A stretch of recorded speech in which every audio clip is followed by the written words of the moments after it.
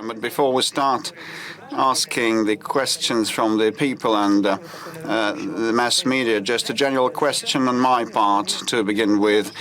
We feel that the world has either gone crazy or is going mad.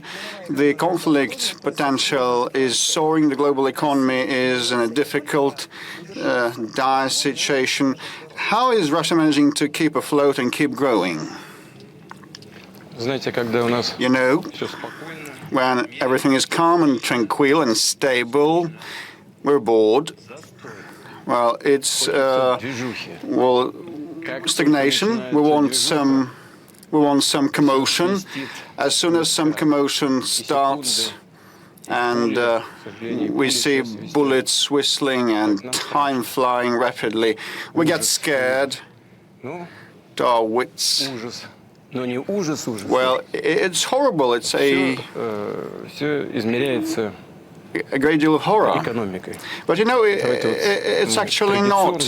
It's all about the economy, and we start with the economy, despite your provocative question. The economy underlies everything. It's the main foundation, prescribing and determining the living standards of our people and the stability and the defensive capability. Everything is based on the economy. And the economic situation in this country, by and large, is normal, is stable. We keep advancing against all odds, despite external threats and in attempts to impact us. Last year, the economic growth was at 3.6% in annualized terms, and this year it's going to be at 3.9 or even 4%. We'll have to double-check that, because at the end of the year, well, we will see some numbers, and we will recap in the first quarter 2025. And probably the level will even be 4%. And matters of the growth of the economy was some 8% in total, because as the experts say, I've exchanged opinions in the morning. So some of it is still virtual, but some 8% over 2 years. In the United States, it was 5.6%. In European Union, it's 1%. The leading economies, so European Union, Germany, zero growth, and it looks like they're going to have 0% next year as well. International economic and financial institutions are putting Russia as the #1 economy. We're speaking about the purchasing power parity and #4 economy in the world.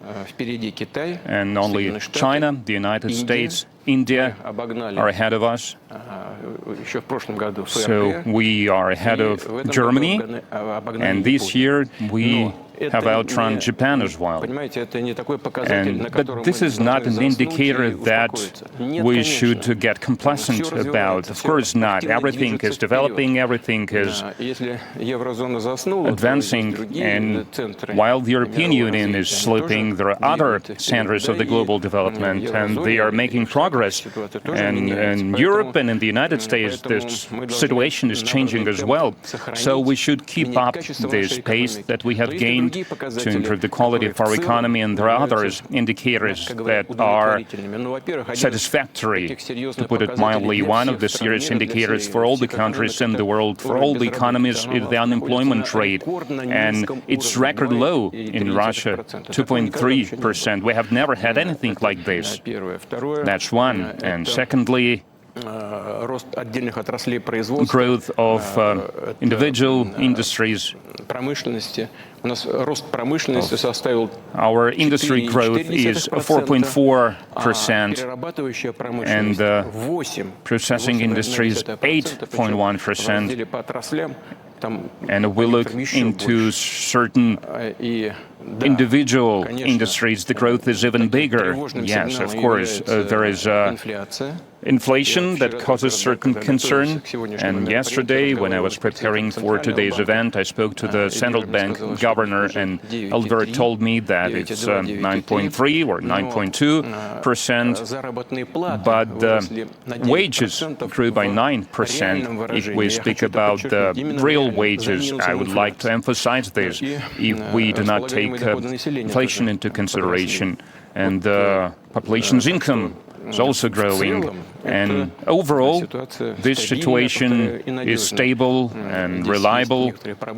We are faced with certain issues because the economy is overheating a little bit, and the government and the central bank is trying to lend this pace to make it slower.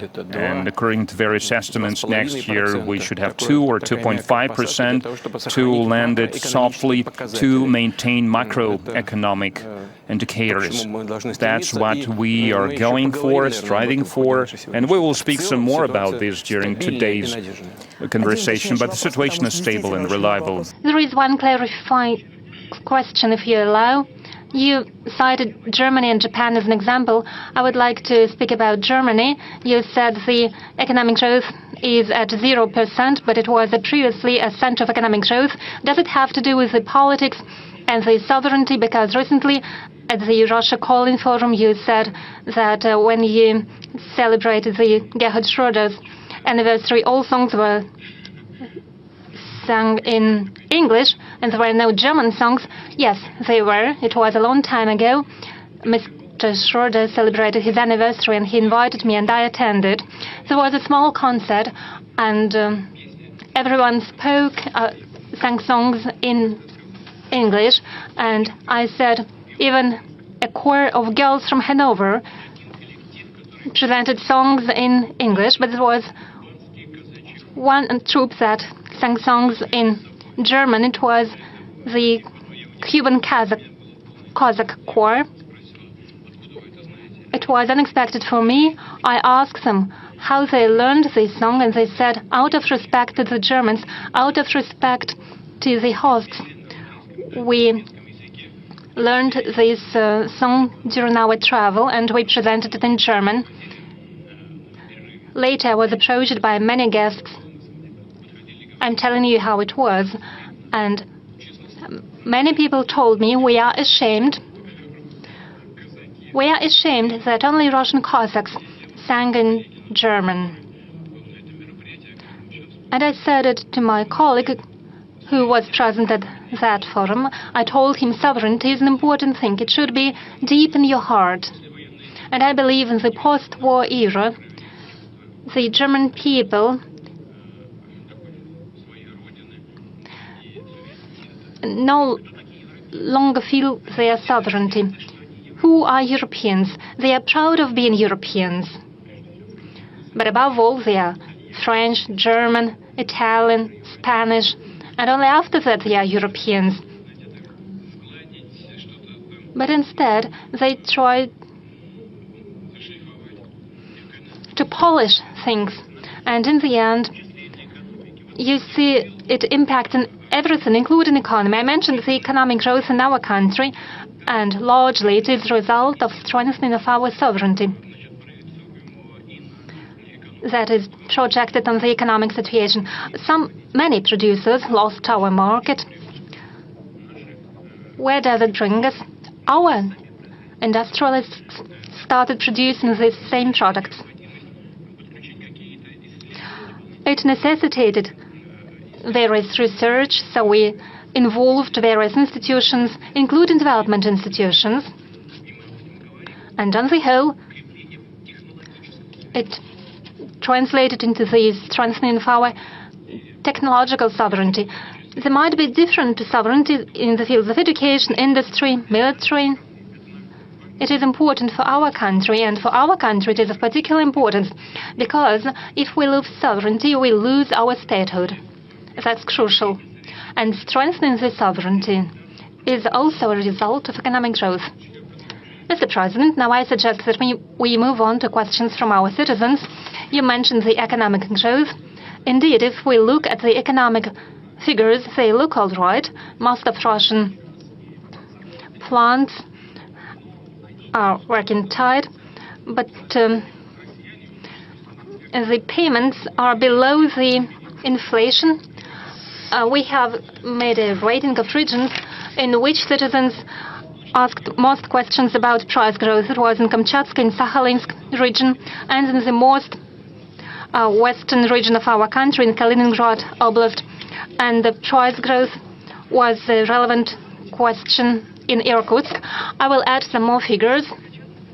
Our GigaChat provides us with some statistics. Most popular questions had to deal with price growths of bread, fish, and butter. They also ask about growing fuel prices, and those are just a few question categories that we have seen. And according to Rosstat, the Russian statistics body, we see that fruit and vegetable prices have grown by 3.4% over the past week. In particular, cucumbers got 10% higher, and the price grew by 43% over the past 10 months since November. Those who are following our work via internet may know that when I spoke about the economic growth, the price growth, and high inflation rate, but apart from that, there is income growth and the growth of salaries. Well, we have a vast country, and some people might say, how can we speak about the welfare growth? But at the same time, some people would say that the income was reduced. But I'm speaking about the average figures. When we plan something, we have to base on something, and we cannot base on anything else but average figures. As for the price growth, there are objective things and subjective things. Objective things are the following, and most crucially, the supply on the market should be in line with the purchasing power of the citizens, and it should be also in line with the volumes of produced products. But production growth was higher in our country than the income growth. Let me give you an example. Food production is growing constantly in our country. If we have some questions in agriculture, we might go into detail, but I'll tell you already now, plus 3% annually. In terms of meat production, we completely cover our demand. It is a good figure. But why is it so? Meat consumption per year is at about 80 kilos per person, while it is 42 kilos in the world. It is an average in the world. It would seem that it is enough, but at the same time, the meat consumption has doubled over the recent time. Doubled. As for milk, annually the milk production is growing, but milk consumption is growing too. It is not enough in order to produce butter. And I know that the growth of butter prices amounts to 33–34% in some regions, and it might be even higher in other regions. The consumption has grown faster than the production. There is a second objective reason, yes, and we have to change the situation in the industry.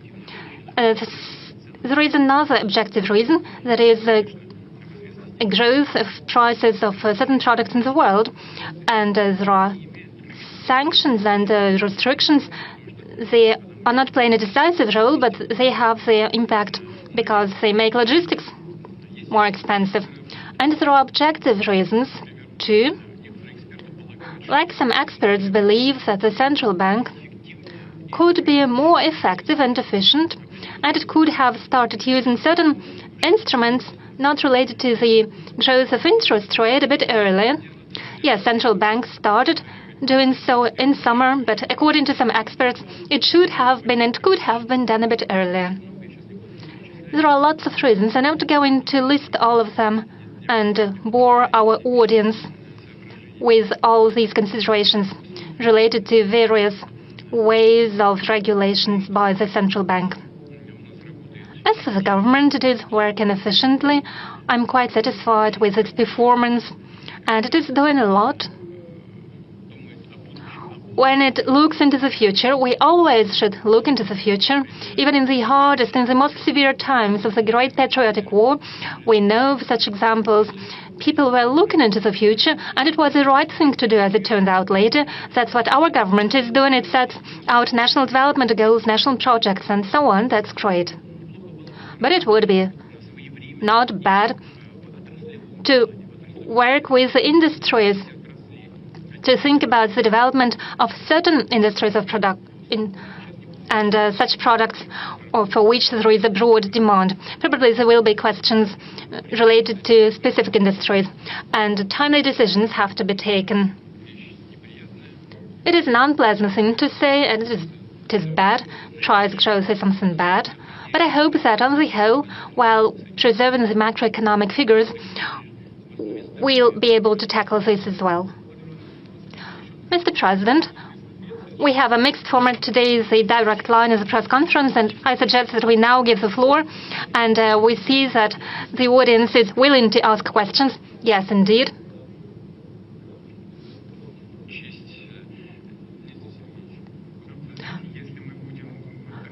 Mr. Peskov, well, if we do what you propose, it will mean disrespect to the others.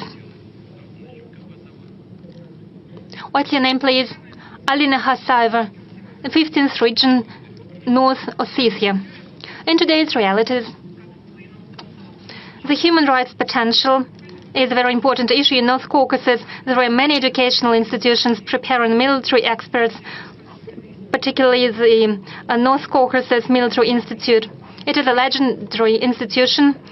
7 alumni are heroes of the Soviet Union. Some of them are heroes of Russia. They continue to perform military tasks of our country. Anatoly Kulikov is one of alumni, and one of the most recent alumni is Sergei Hayrudinov. He became hero of Russia during the special military operation. Is it possible to revive this military institution that is so relevant and so important, not only in the North Caucasus, but in the whole Russia? Thank you, Alina, for this question. This is a very good question. Please don't be cross with Alina. Why? Because North Ossetia has always been at the forefront for Russia in this regard in the Caucasus. And throughout the times, it's proven to be useful in performing this high duty. And we know how the citizens of the Republic treat their motherland and their homeland. They have always defended the motherland. They have always performed this function nobly and with great success. You spoke about the decrease of the number of military vocational institutions. It's not about just closing it down in Ossetia. It's a thing that the network for military colleges in general, as the military specialists and the defense ministry thought it was out of proportion. There was no need for such a number of specialists for such an army as the Russian army, as it used to be. Now we're increasing the army in the numbers as well as a number of other institutions up to 1.5 million people. I cannot say that we will do that tomorrow, but we will work on it. That I can promise. Thank you. Working with the audience, let's go back to the center. Idar Tas, please, you have the floor. The mic, please, to the center. Thank you.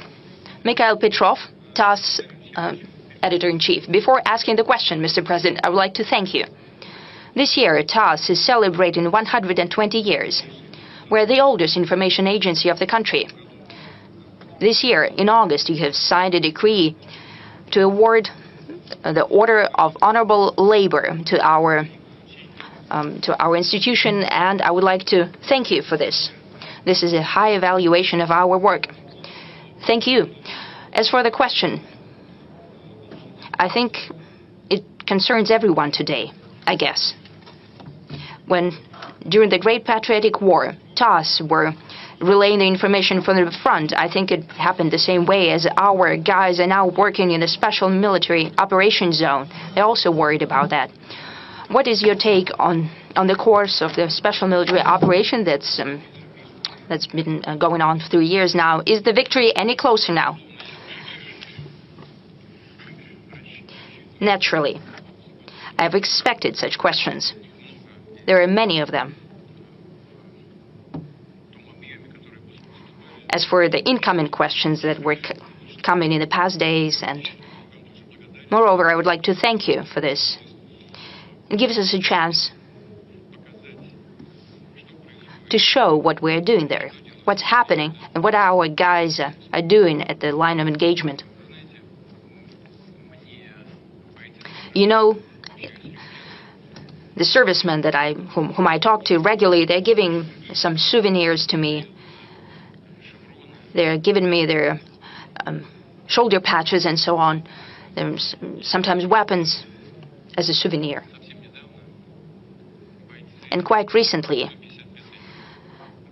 the servicemen of 155th Marine Brigade gave me a copy of the military flag, a banner. And we'd like to ask, can we ask someone to help? Could you please come up here? Yes, please. And someone on this side as well. So I have a request for you. Please stand over there, and you over here.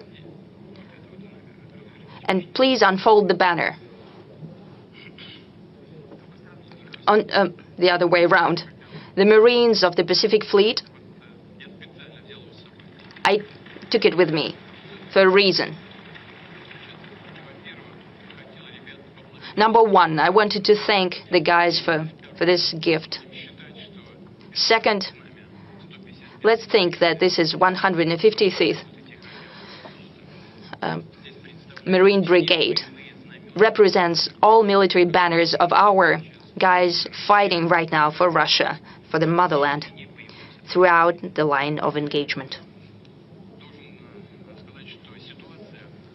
I have to say that the situation is changing drastically. You know it very well. I just wanted to confirm that. We see movement all along the front line every day. And as I have already said, it's not about moving 100 or 200 or 300 meters ahead. Our military men are regaining the territory by square kilometers every day. That's what I wanted to highlight. Why is it happening? First and foremost, throughout the last year, and this is a classic scenario of military warfare. First, the enemy is going at you, he's being defeated, he incurs losses in personnel and equipment, and then we start moving forward. That's what's happening. Warfare is complicated. Therefore, it's hard to think ahead and to foretell the future. But we are moving forward, and as I said, we're getting closer to solving our primary tasks that we have outlined at the beginning of the special military operation. As for our men and women in uniform, I will continue repeating that, because I have every reason to say that. They're acting as heroes. The capacity of our armed forces are increasing.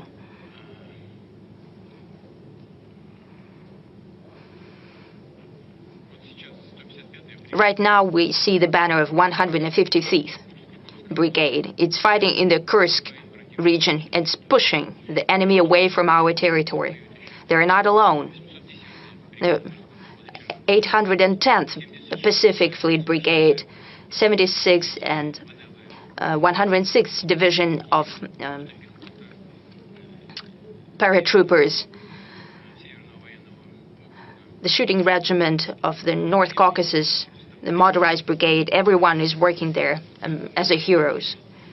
Right now, they're fighting, and let's wish all of them, everyone who is fighting in the Kursk region, all along the line of engagement, we wish them good luck, victory, and for them to return home safely.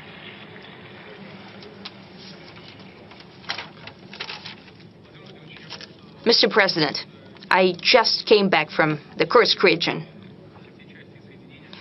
Those units and brigades that you've mentioned right now are doing their sacred duty, freeing our territory. We've worked with them for several weeks.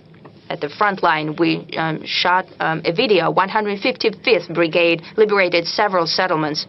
And we showed in our video that when the adversary has been pushed out of the settlement, he starts to shell that will artillery fire that very settlement. We traveled to Borky, Snagos, and Lubimovka, the liberated settlement. You can see that on the map. First, the houses have been intact, and now they're being destroyed, and people from the border regions have nowhere to return to. They have no homes. They're trying to rebuild their homes, but now I suggest we call Tatiana Ziborova. She's forced to live during a temporary settlement. Do you hear us, Tatiana? Your question to the President, please. Mr. President, good afternoon. I'm from the Kursk region, from Bolshe-Sedatsky region. I have a question from all citizens of the Kursk region. When our region will be liberated, when the Ukrainian army will be pushed far enough so they wouldn't even dare show their face to us, even look towards us, when can we go back to our houses? Or somewhere so we can live in our own homes. One more question. Will small villages be rebuilt, the villages that have been destroyed? Will the infrastructure be rebuilt there? And now the question from Bolshe-Sedatsky municipality. Will our citizens be put on the list of housing certificates? Because they are not issued to us right now because the Ukrainian army did not go there, so we're not listed as qualifying for the housing certificate. Madam Ziborova, no question here. I don't even want to name the specific date when the adversary will be pushed out. Right now, at this very minute, the fight is ongoing. The fighting is quite serious. It's not quite clear. It makes no military sense to enter of the Kursk region by, the Ukrainian armed forces, or to keep on staying there, sending as cannon fodder their best storm brigades and units. Still, this is happening. It is for sure that we'll get rid of them. But as for the specific date, I cannot name you the specific date. But there are certain plans, so I know the date. It is reported to me regularly. But saying that by this very date, it would not be correct, because our servicemen can hear us right now. If I just name the date, in a day or two, they will try to deliver on that without regard for their own lives. A day or two would not have a great significance, but it is for sure that the adversary will be pushed out of there. And number two, will evaluate the detriment. And number three, everything will be rebuilt. There is no shadow of a doubt about it. We'll rebuild everything. The road network, communal infrastructure, social-oriented facilities, schools, kindergartens. We'll rebuild social clubs and naturally housing.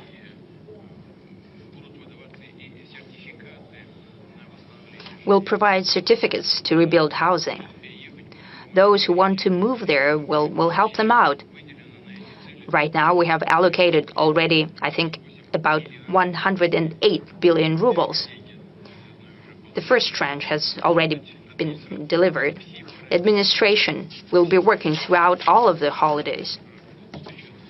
They'll be meeting with people and solving the questions also regarding the housing certificates. There is nothing good about what's happening to you. People are suffering, they have losses and tremendous inconveniences, especially with children and so on. But we'll do everything. Please do not doubt, Madam Ziborova. We'll rebuild everything. and everyone who requires housing to be rebuilt, they'll be covered. Everyone will receive everything that they're bound to receive. And I truly expect that the new head of the region, who has been appointed to the Kursk region, he's an experienced person who knows how to work with people directly. That's why I appointed him there. He's been working at the State Duma for quite a while. He knows how to work with voters. He's good at it. And I'm sure that it will happen. He will work individually, case by case. Mr. President, our servicemen who right now are liberating the Kursk region do not have a status of the participant of the special military operation. Why? Because they're participants of the counterterrorism operation. It has an impact on the payments that they receive. We received several appeals, mainly by the wives of the servicemen. My husband is serving at an assault brigade in the Kursk region, and he's taken part. He received 42,000 rubles in November, though he's at the front line. Some servicemen do not receive payments for 3 months already, since they're in the counterterrorism zone, not in the special military operations zone. Yet another appeal. Kursk region servicemen receive 25,000 per month, not 210,000 rubles as promised by the Defense Ministry contract. Can it be amended? Yes, it can and it must be.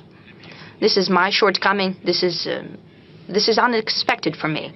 I know what is said here. Our servicemen, who used to fight at different parts of the front line, they're participants of the military action, and if they have been moved to the Kursk region, they're bound to receive them. I think I'll check it. Possibly there used to be a category that was not at the line of engagement, and then they landed in the Kursk region. Possibly they were not certified as the category of participants of the special military operation. Honestly, I didn't even think about it. So, my apologies. All of that is going to be corrected. It's a pity that the Defense Ministry overlooked that, because it's their responsibility, but we're going to sort this out and everyone is going to get everything they're entitled to. And the military who are performing their duty at the line of engagement will get everything. And we will recalculate everything retroactively. There should be no doubt about that. Yes, I know personally military who are waiting for that. I want them to hear me.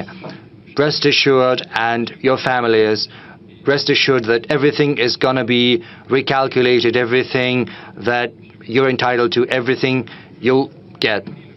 Mr. President, you said that the armed forces of Ukraine are basically sending their brigades as cannon fodder to the Kursk region, and we can see that. We see so many bodies of their military they have abandoned, and there's a lot of NATO military equipment left there, Leopards and Abrams and Bradleys.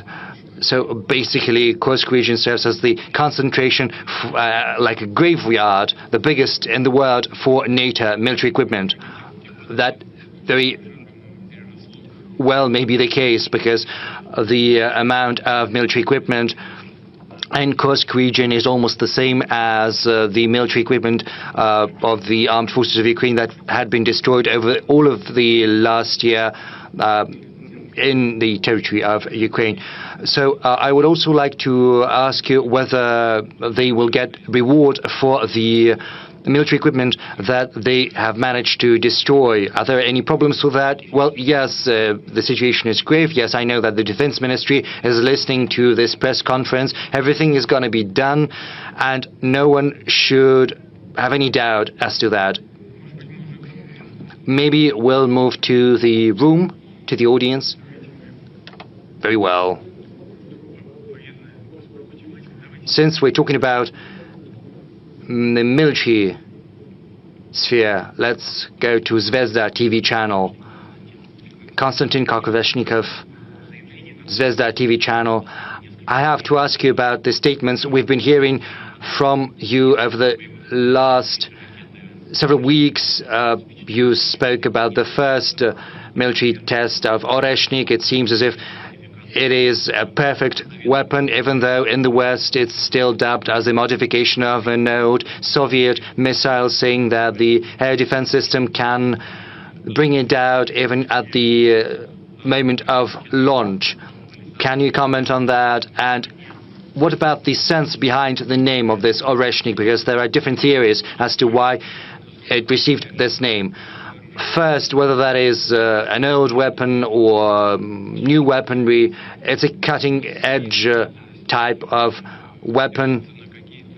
Of course, anything that is being done anywhere is based upon previous achievements, and then we make a step forward. And the same thing applies to Oreshnik. Yes, there were certain developments in the past, some of them dating back to the new Russian history, and based on that groundwork, our researchers and scientists have been thinking what else they can do. They talked to the client, namely the defense ministry, and it was even brought up to my level, and I weighed in on the final decision on whether this new missile has to be produced and in what volume. This is a new weaponry, short range and intermediate range missile. You said that several experts in the West believe that it can be easily intercepted and destroyed, especially at the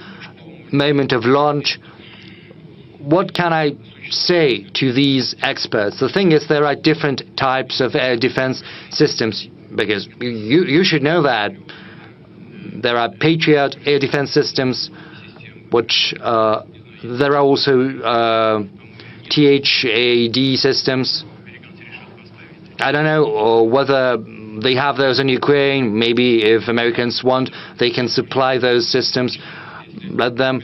It's similar to our S-400, whereas a Patriot is more or less like S-300, whereas this new one, high altitude air defense system, is more or less like S-400. Let them do that, and we'll ask our guys in Ukraine to find some good solutions. Well, when I say our guys, I say that without irony, because there are those we can talk to in Ukraine, because there are many people in Ukraine who are dreaming of ridding their country of this neo-Nazi regime. But the thing is, THAD is basically an anti-missile system, and for many years before we had been asking the Americans not to deploy those systems, otherwise we would have to find systems that would allow us to penetrate those systems. You know, we had to come up with the Vanguard system, which is kind of a cruise missile which follows the landscape without going too high. So basically all of that is only leading to new expenses, especially for American taxpayers, without giving anything in return. That said, this system has been developed and deployed. There are 2 positions in Romania and in Poland, and there are 24 anti-missiles deployed there. I think they're called Standard 3. In Romania, it's the 1B modification with a 300-kilometer range, and it can intercept missiles at 80 to 250 kilometers of altitude. In Poland, there is a newer modification. It can intercept as far as 1,000 kilometers and at the altitude of up to 500 kilometers, whereas Oreshnik is an intermediate range missile, and it's 1,000 up to 5,500 kilometers. That's the range of Oreshnik. Now, just imagine, our system is deployed 2,000 kilometers away. Even if the anti-missile is deployed in Poland, it's not going to be able to intercept. They say that the missile is very vulnerable at the launching stage, but they won't be able to intercept those missiles so far. Moreover, the launching sites are protected. Moreover, it takes time for the anti-missile to get to the missile, but it takes several seconds, and then it's too late to catch or to intercept it. So there is, before the separation, so there is no chance that the missile is going to be brought down by the anti-missiles. So if the experts in the West think so, well, let them come up with a proposal to us and to the U.S. They can suggest kind of a technological experiment, kind of a high-tech fighting duel of the 21st century. They can designate a target, say in Kiev. They can concentrate all of their air defense and anti-missile defense there, and we will strike it with Oreshnik, and we'll see what's going to happen. We are willing to conduct such an experiment. What about the other side? Are they ready?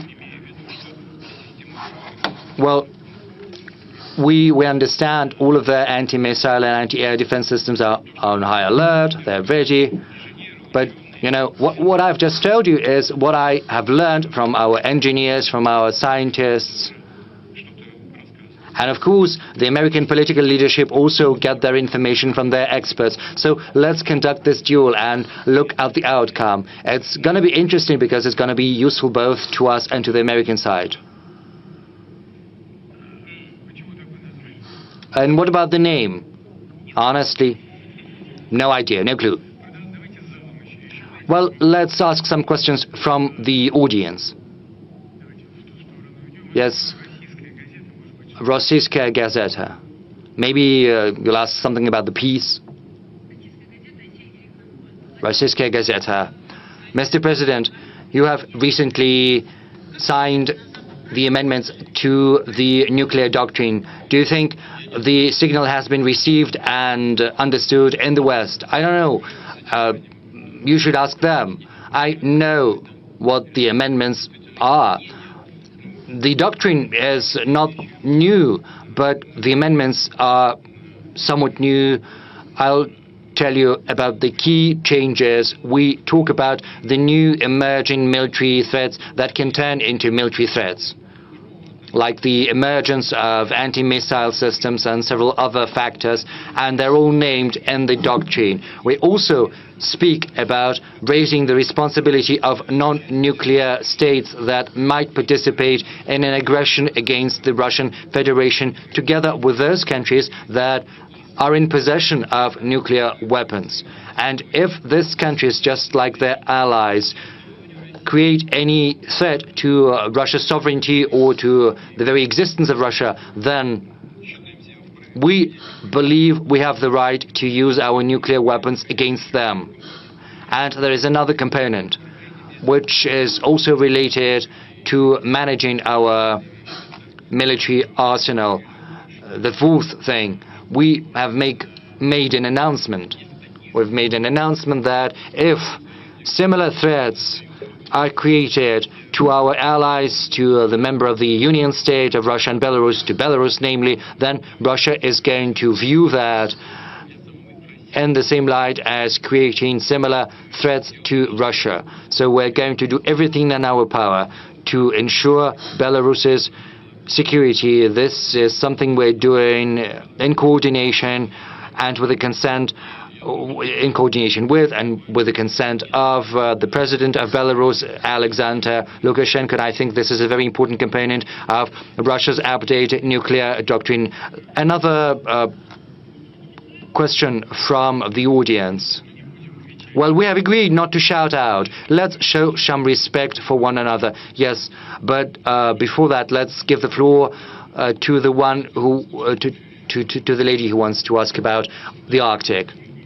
Daria Shuchalnia, Republic newspaper. Thank you. for getting Rostislav Golstein back to us, to our region, and he started working right away. He's a very good leader. Yes, he is very sensible, very reliable, and very consistent, and I hope that he's going to succeed. Thank you for sending him to us. My question then, in the Russian High North, in the Russian Far East, in the Republic of Komi, there are many settlements with a population of under 2,000 citizens, but unfortunately they are not entitled. They're not entitled to this program of building a cinema, and we know that some people want to stay in these settlements, but unfortunately there's not many opportunity for spending leisure time. Maybe some changes, some amendments could be made to the federal program so that the settlements of the Russian High North of under 2,000 people could still be entitled to this program. And I know that as a student, you worked there somewhere in the north, and you know how efficient it is, but unfortunately these student brigades could be used again. Maybe amendments could be made to Federal Law 44 so that when construction sites are organized based on municipal budget, then at least 15 or 20% of that could be carried out by students, because it provides students with very good experience, and it's also a huge help for Russian regions. It helps building social facilities. 10% or 15%. So yes, 10% of money allocated for construction could be funneled to that. Well, I'll talk to Marat Husnulit. That's possible. We're trying to revive this program. I think this very movement has been revived right now, and this funding mechanism could be used. It's already in use, but I'll check it and I'll talk to Mr. Husnulit. Thank you. Yes, gyms and cinemas, yes, that's great. You know, it's quite unaccepted. With respect to the Arctic zone, first of all, we have the preferential rate for mortgage at 2%, as well as in the Far East. The mortgage interest rate is at 2%. It's beneficial, and people have been using that. And for new territories, we also have this rate at 2% for mortgage lending. Besides, in that zone, we have an entire brand new program for small towns with 25 citizen towns participating. Well, if it's about numerically small settlements, they may not become part of that program of 25 cities, and we will try to figure out what we can do additionally for those small settlements in the Arctic zone, because most of them have a few residents, but we actually assumed that broadband internet was the main need. But you know, when it comes to movie theaters and movie hall, the atmosphere is different, and now we have lots of Russian patriotic high-quality films and movies. Yes, it's a separate topic to cover, and many of the film manufacturers and producers have left us, which prompts us to boost our own cinema production, and giving this rise in society, enthusiasm in society that we are now having. All our historical tales need to be promoted, and I often watch those with my junior family members, and we'll try to respond that positively. Okay, dear friends, when you ask 2 questions in a row, you deprive some of your colleagues the opportunity to ask a question. Let's go that way. Let's move that way. Well, let's see, Krasnoyarsk, probably, the city of Krasnoyarsk. Good day, Yenisei channel, Dmitry Novikov, Krasnoyarsk. Mr. President, you have called Krasnoyarsk to be the center of Russia. Now we are getting ready. Just apologize for interrupting. It wasn't me who called. It's the geographic center of Russia, Krasnoyarsk. And we're getting ready to mark our 400th anniversary in 2028. And using the opportunity, would like to invite you to visit the anniversary. But my question is, now Rus Hydro headquarters is moving to Krasnoyarsk at your behest, and probably it will be coherent to prompt other state-run and private companies to move to the region, which would give new tax revenues and opportunities. Do you contemplate and entertain such opportunities? Well, first of all, I believe it is a proper way to do, and possibly some of the federal authorities should migrate to different regions. That would prompt and boost the development of our government. We're trying to concentrate all the judicial power in St. Petersburg, and that kind of separates the judicial branch of power from the presidential branch of power, making the former one more independent. And some of the functions of the capital city are transferred to St. Petersburg, and other big centers of our country like Krasnoyarsk also need more attention, having more revenue and companies paying taxes on site, and that would encourage the region's development. And you have mentioned Rus Hydro.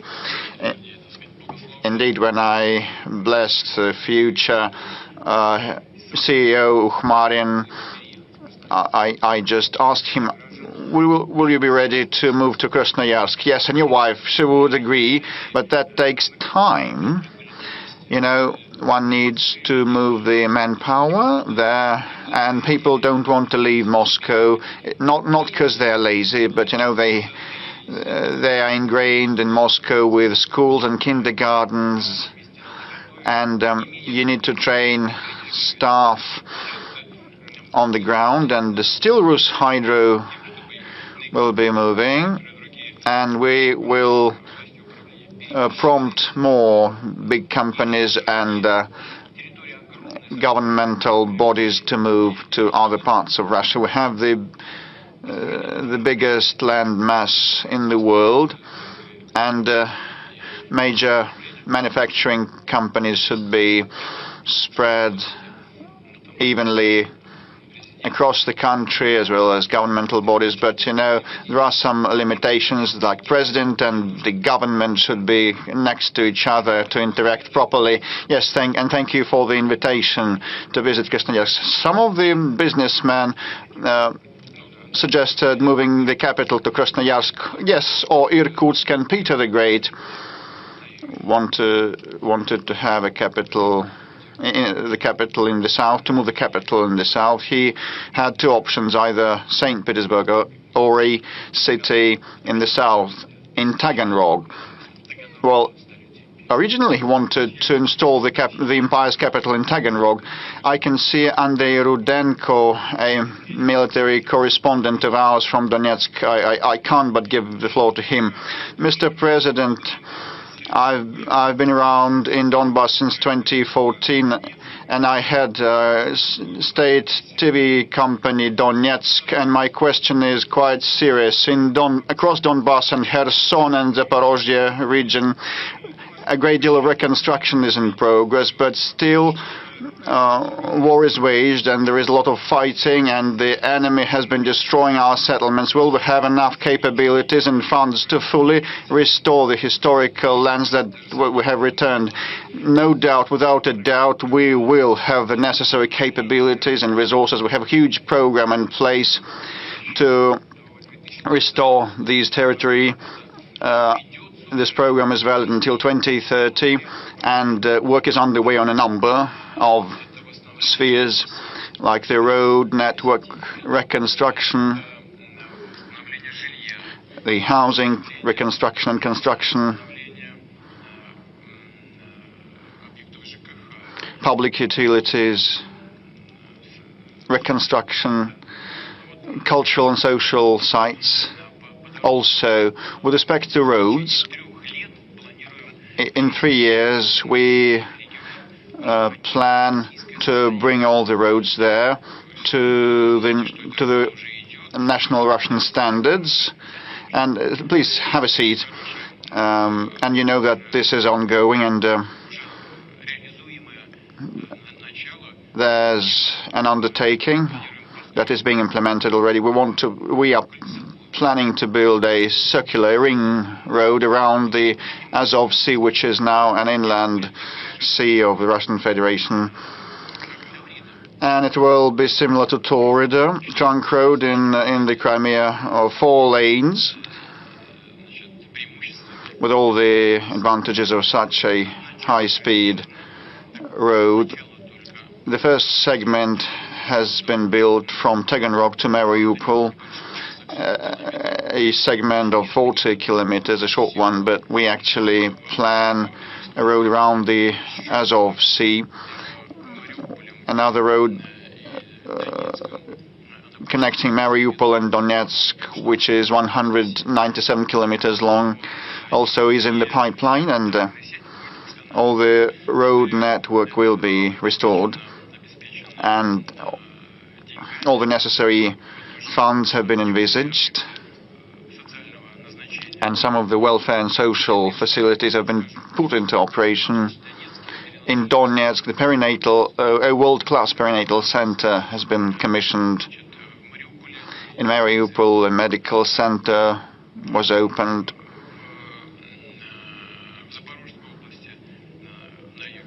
In the south, in the Zaporozhye region, a children's clinical hospital is planned. It was the behest of the local residents, and the governor also supported that, and the design is already launched. And so we have a lot of work planned till 2030, and now we have already reconstructed 21,000 facilities. 11,000 facilities were reconstructed with the help of the federal funds, and 10,000 installations were done with the funding of the patron regions from across the Russian Federation. And I'd like to thank in the leadership and the residents of those patron regions while we are in the air. And we are to reconstruct 20,000 facilities more in the near future, and all that will be accomplished. And Mr. President, with respect to Lugansk People's Republic, during the rule of Ukraine, they never had good roads. Now they have perfect roads all across that republic, and people are wholeheartedly grateful. These are the basic, most necessary things, and we'll do more. We'll go beyond that. And as regards the new regions, I'd like to address the residents and all other Russian nationals, while we have the live broadcast, that these regions have a very good potential to unlock, and potential and prospective tax revenues might be huge.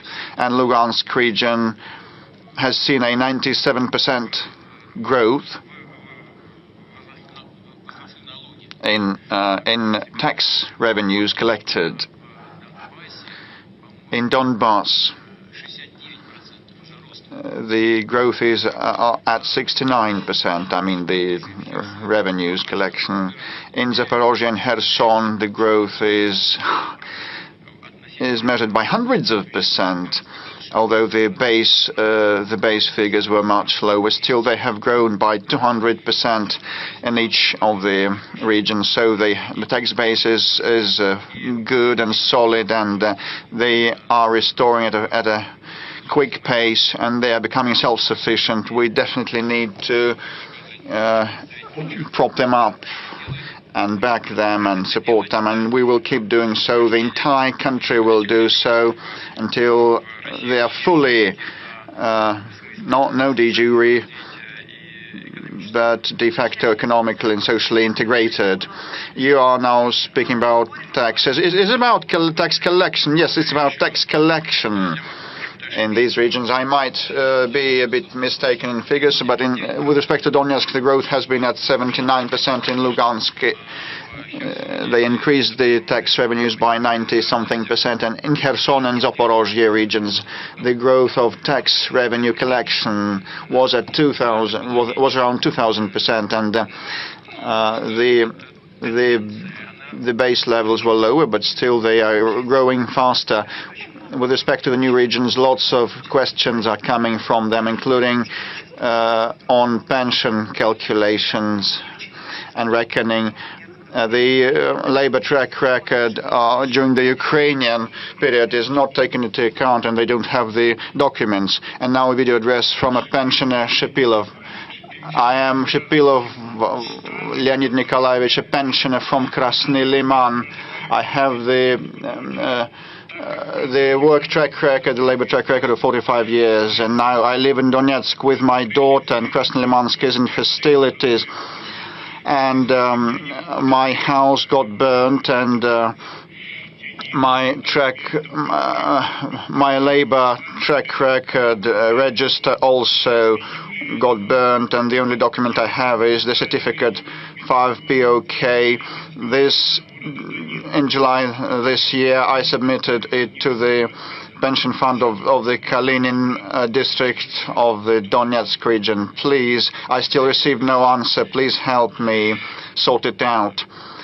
Leonid Nikolaevich, these are actually day-to-day real problems of people. You need to confirm your job track record. But not long ago, a law was passed that all the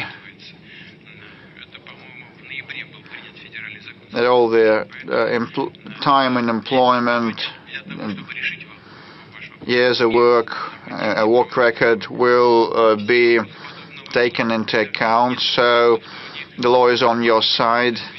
Even if you have no documents at hand, witnesses may come in handy, as well as decisions by regional commissions also may be made, and I'd like to ask the authorities of the region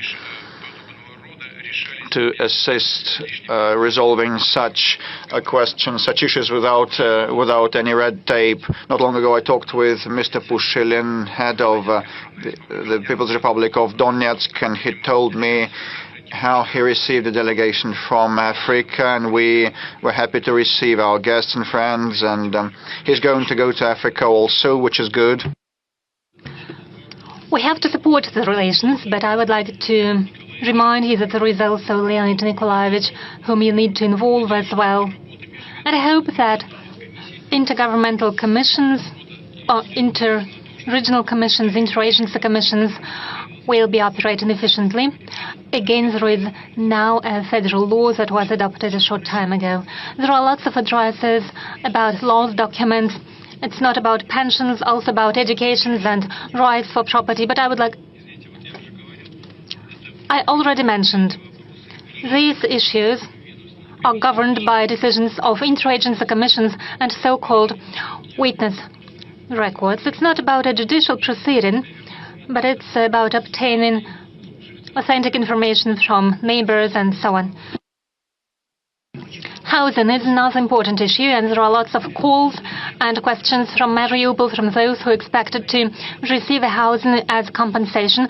I'll quote some of them. Mariupol needs assistance for housing construction. It was an SMS with such a text. Next, houses were constructed in spring, but we cannot move in until today, and there are lots of similar questions. Well, Mariupol is in the focus of our attention, and it is right, so it is a big city. Before the beginning of hostilities, it officially had about 430,000 residents. According to local authorities, even more residents lived there, over 470,000 people. About 3,000 family houses, block houses, were constructed. About 170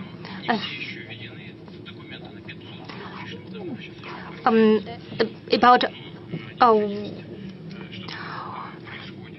1,700 houses were destroyed, but the reconstruction is on the way. New houses are constructed too. Those that cannot be reconstructed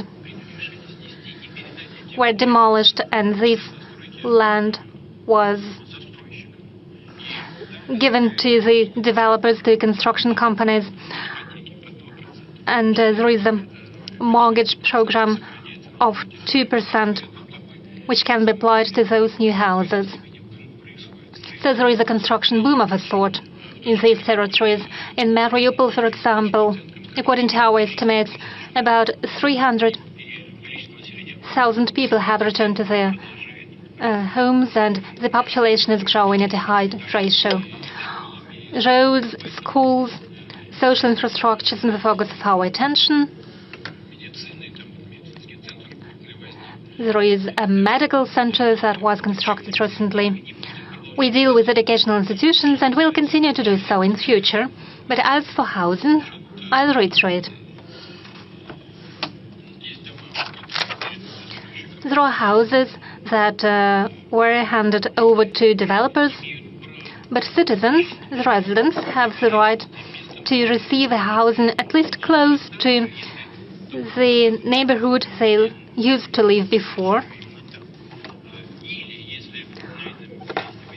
If a new block house was constructed by a developer in this neighborhood, the person should receive an apartment close to the neighborhood where he or she was living.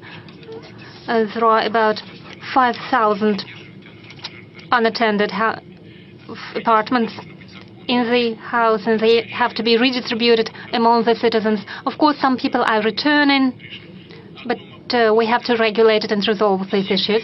But I can say for sure, all those who are entitled for compensation, all of them will receive it. If it's not the case, please appeal to regional authorities. There are centers for decision-making. They were established, if I'm not mistaken, it is located in Maratha Street.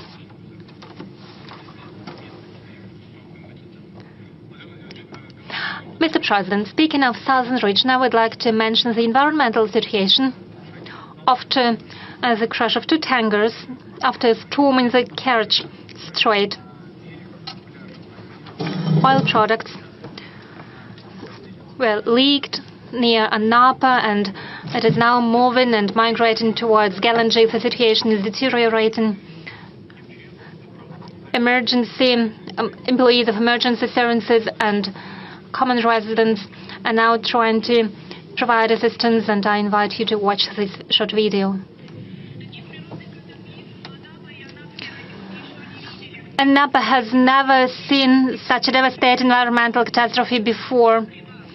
About 45 kilometers distance is affected.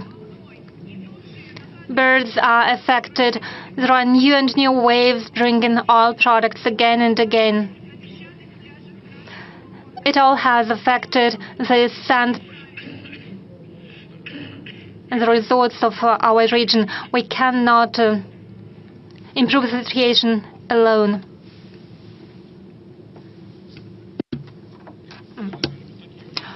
Mr. President, those are horrible footages from our resorts. I know you have already given instructions to mitigate the situation. What else can be done?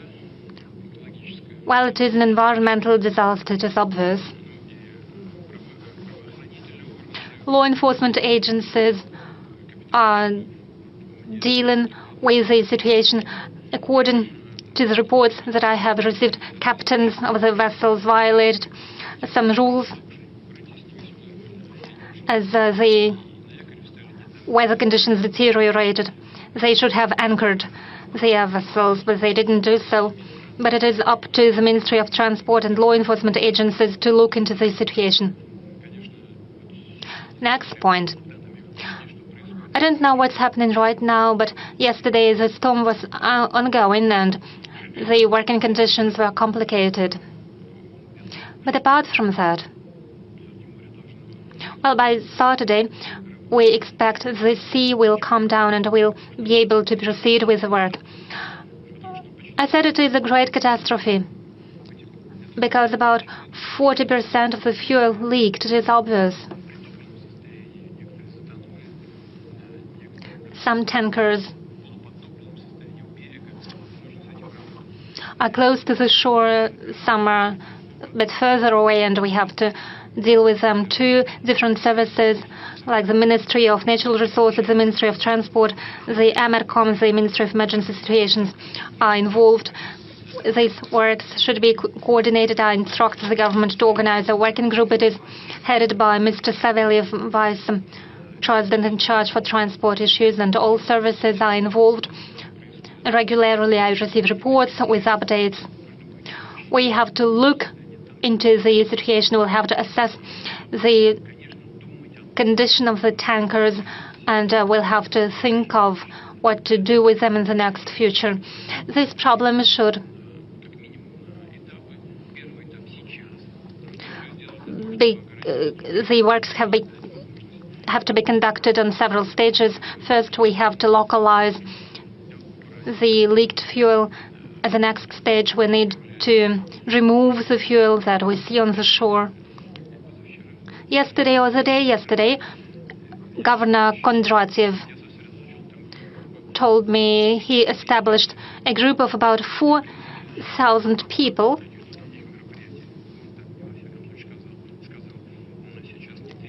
and according to him, no further efforts are needed, but if needed, they will be ready to deploy an additional team from the Ministry of Emergencies. The oil fuel has certain properties under certain temperatures.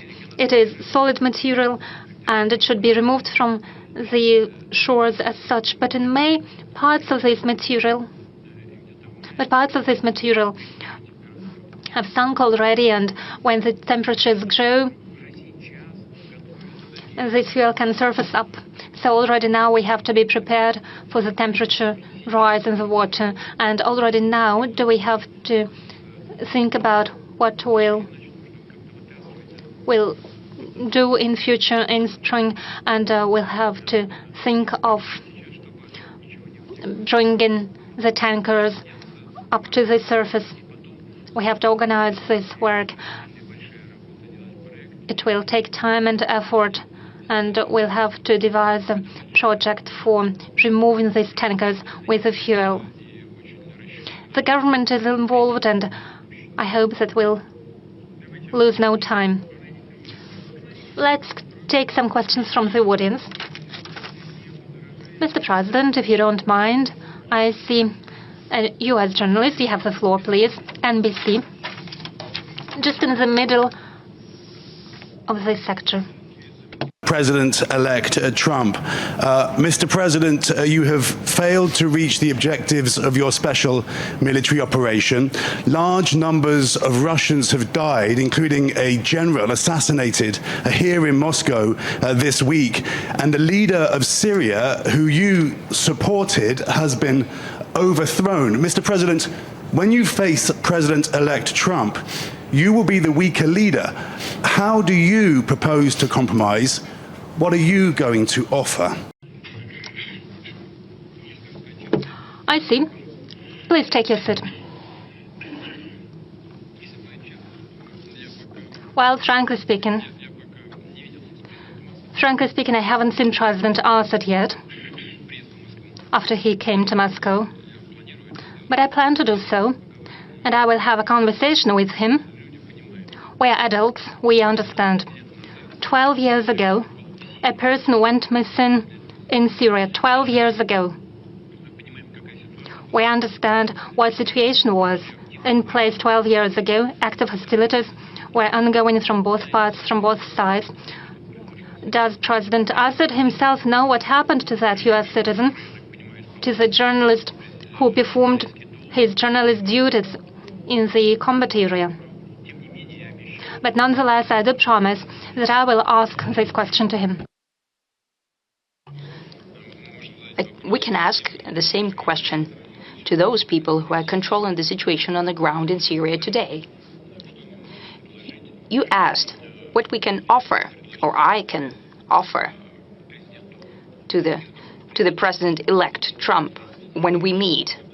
I do not know when we are going to meet, because he does not speak about that. I haven't spoken to him for more than 4 years now. I am prepared for that conversation at any time. I will be prepared to hold a meeting as well, if he so desires. You said that this conversation will take place where I'll be in a weakened state. Dear colleague, well, I'm saying dear and distinguished colleague, because though despite all persecutions of our media, Russian media, you are allowed to work here freely. Isn't that good already? To you and to the people who pay your salary in the United States, we'd really like for Russia to be in a weakened state. I'm of a different opinion. I think that Russia became much stronger over the past 2 or 3 years. Why? Because we are becoming a truly sovereign country. We are largely independent of any country. We're prepared to stand our own in terms of economy. As for the economic growth rate, I have already spoken. We're strengthening our defense capacity. Our combat readiness of the armed forces today, and I'm speaking very confidently here, is at the highest, is ranked the highest in the world. The same applies to our defense industry. We're increasing the production of everything that's necessary for the army and the fleet, both for today and for tomorrow. We're doing that very confidently, actively. The same cannot be said about our adversaries. We already spoke about the success of our armed forces. This happens largely due to the increase in production of defense industry, in the output of defense industry of Russia. As I have said, we're doing that confidently and in a streamlined fashion. I spoke about the movement forward of our army at the line of engagement. How is this achieved? It is achieved by the presence of equipment that I have already mentioned. Yes, indeed, almost all of NATO countries are fighting against us. We spoke about our inflation rate, but what's happening over there? One shell of 155 millimeters. It used to cost, a year ago, about 2,000 euro. Now it costs 8,000 euros. The price has increased fourfold. If the hostilities continue at the same tempo, not only 2% of the budget for defense, which was always done at the insistence of the President-elect Trump, will be enough for NATO countries. Even 3% won't be enough. The training, combat readiness, the morale of the Russian army is at such point right now that is unparalleled by any army in the world.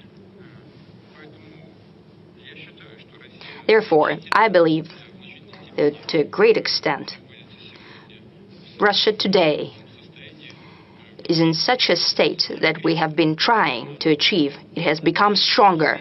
It has become a truly sovereign country. and will make decisions without taking anyone's opinion into account, will follow only our national interests. You mentioned Syria. Well, you and those who pay your salary would like to present everything that's happening in Syria as a shortcoming or a defeat of Russia. I'd like to assure you that is not so. And I'll tell you why. We have come to Syria 10 years ago. So, in order to prevent the creation of a terroristic enclave, the likes of which we have seen in the other countries, for example, in Afghanistan, in general, we have achieved our goal. Even those groups that used to fight with the Assad regime, with the governmental forces, they have evolved as well. It is for a reason that today many European countries and the United States would like to establish relations with them. If they are a terrorist organization, how come you're trying to do that? Then that means that they have changed. That means that to a certain extent, our goal has been achieved. We did not have ground troops in Syria. They simply were not there. We have 2 military bases there, an air base and a naval base. The ground operation consisted of the troops of the Syria itself and of some, and it's an open secret, of certain pro-Iranian paramilitary forces. We have returned the troops of the Special Operation Forces. We have withdrawn them from there. But what was happening at the time? When the groups of armed opposition came close to Aleppo, Aleppo was defended by about 30,000 people. 350 fighters entered the city. The governmental troops, as well as so-called pro-Iranian units, have left the city without fighting. They've blown up their positions and just left. The same happened with some exemptions. There were some hostilities there, but the same happened all around Syria. Previously, our Iranian friends used to ask us to provide transportation for their units in Syria. Now they've asked to withdraw their units. We have transported out 4,000 Iranian fighters to Tehran from Khmeimim base. A part of so-called pro-Iranian units left without fighting to Lebanon, part of them to Iraq. Today, the situation is quite complicated, if we're talking about Syria. We expect and hope that the peace and calm will come there. We have established relations with all groups that control the situation on the ground and with all countries in the region. And the majority of them are telling us that they have an interest for our military bases in Syria to remain in place. We need to think about it, because we need to decide for ourselves what will be the relations, our relations with those forces that are controlling the situation right now and then who are going to control it in the future. Our interests should coincide. If we are to stay there, we must be doing something in the interest of the side who's doing there. What would be such interest? What could we do for them? This is a question that requires accurate and painstaking working through. But now, even now, we can do something using these bases as well. And we have proposed that to our partners already. Those partners who are on the territory of Syria and in the neighboring countries. We have proposed that we can use the air base of Khmeimim to deliver humanitarian aid to Syria. This was accepted with an understanding and with a desire to organize this joint work. The same applies to the Tartus naval base.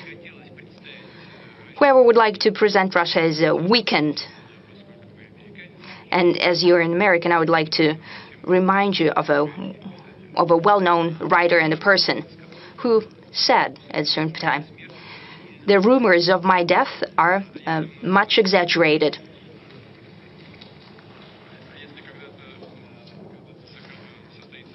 And if we hold a meeting at some time with the President-elect Trump, I'm sure we'll have something to discuss. Mr. President, one more question about the death, the assassination of General Kirillov. Yes, the assassination of the general. You said that an attempt at assassination, and I am thankful to you for this, because you have acknowledged indirectly that this is a terrorist attack. Why? Because this is a murder committed by means that are dangerous to others. Kiev has conducted such terrorist acts and crimes against many citizens of the Russian Federation. Right now in Kursk, when they're shooting civilians, I mean the Kursk region, and done at the territory in other regions, your colleagues were killed. Terrorist attacks against journalists were conducted as well. I don't mean you personally right now, but I mean the Western journalists in general. We've never heard condemnations of such terrorist attacks. So I'm thankful to you right now that at the very least you have remembered that. Let's work with the audience as well, because we have tremendous interest. I see Tartar and BRICS and I'm sorry. I would like to address our American colleague. Do you hear me? Do you have any other questions? If you have any, go ahead and ask them.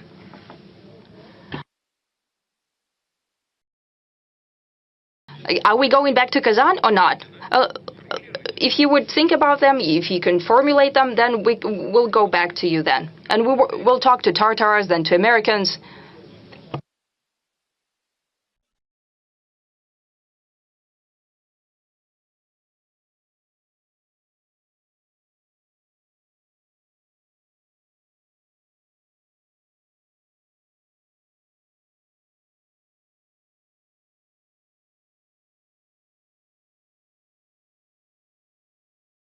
Yes, sorry that I've missed this part of your question. This is a very important part of your question. The politics is the art of compromise, and we have always said that we're prepared for negotiations and compromises. But the other side, the adversary, has refused to hold negotiations. But we're always prepared for that. And the result of such negotiations is always a compromise. We have achieved an agreement, in essence, in Istanbul at the end of 2022. And I'm saying it for the 100th time now. The Ukrainian side has initialed the document. That means that in general, they were in agreement with it. But while they went back on their position. Well, it's clear why they did it, because your ally, Mr. President, Prime Minister Johnson, with great hair, a person with great hair, traveled there, and he said that they need to fight to the last Ukrainian. That's what they're doing now. They're running out of Ukrainians who would like to fight. I don't think there are any left. We're prepared. But the other side must be prepared as well, to negotiate and to compromise. Thank you. Go into Kazan. So we're done with the US. Let's talk to Tartars now. Thank you for this possibility to ask questions. Tatarian Forum. BRICS, after Kazan summit, has reached an unparalleled level. It's hard for me to remember such a gathering in Moscow. Dozens of heads of state, Narendra Modi, Xi Jinping, and so on. So your expectations about standing off to the Western world order, have they been fulfilled fully? And a follow-up question. You responded to my question last year, and you said that Tatarstan is a showcase of peaceful coexistence of nations, religions, and peoples. And the same can be said about BRICS, because this is a combination of very different countries. Hence the question, do you see an opportunity to create the headquarters of BRICS in Kazan, maybe of Russian part or of the organization in general? Arthur, you said that Moscow hasn't seen such a gathering of leaders of different countries. You're quite right. Yes, but they gathered in Kazan. So thanks to Kazan for giving us such a platform. This is number one. Now, number two. As for headquarters, we were not planning to create any. Well, there's several tools that we're creating that are working in the interest of the whole organization. naturally will use all opportunities of the capital of Tatarstan that were created there over the past decades. Kazan made a tremendous quantum leap in their development. Without an exaggeration, this is one of the best cities of Europe. And I say that with great pleasure. We're proud of Moscow. This is one of the largest and the best megapolises of the world.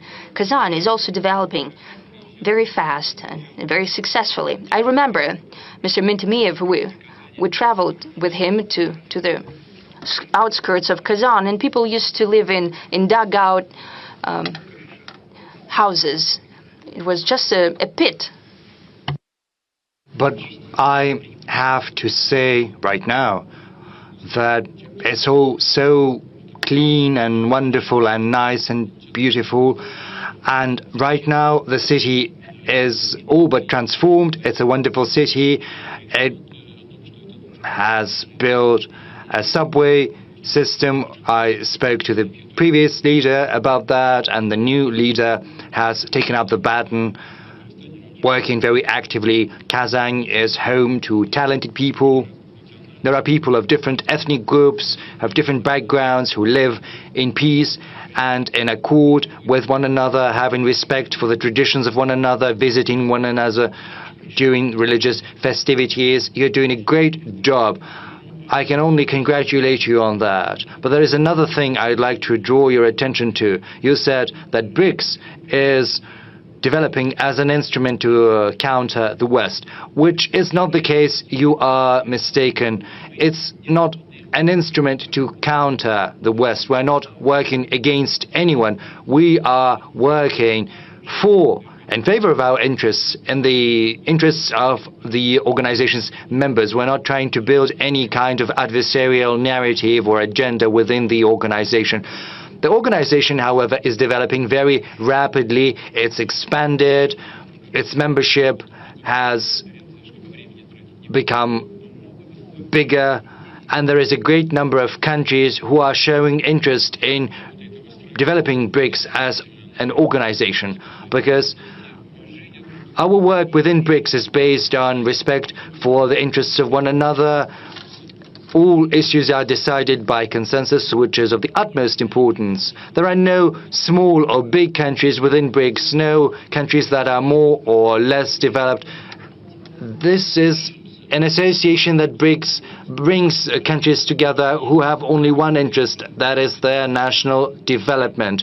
We are using the existing tools and creating new ones to achieve better economic growth, to reconfigure our economic structure, to make sure that BRICS is at the helm of this forward movement. And we'll do everything now to make sure that it stays so in future.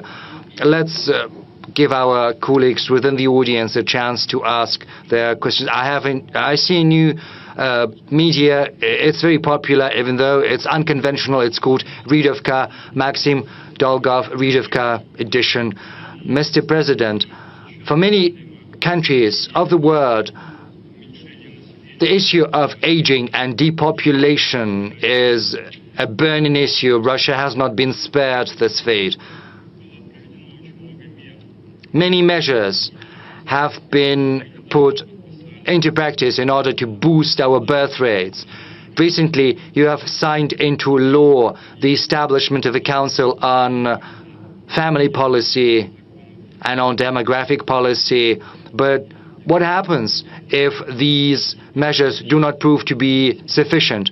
We'll enhance them, we'll improve on them.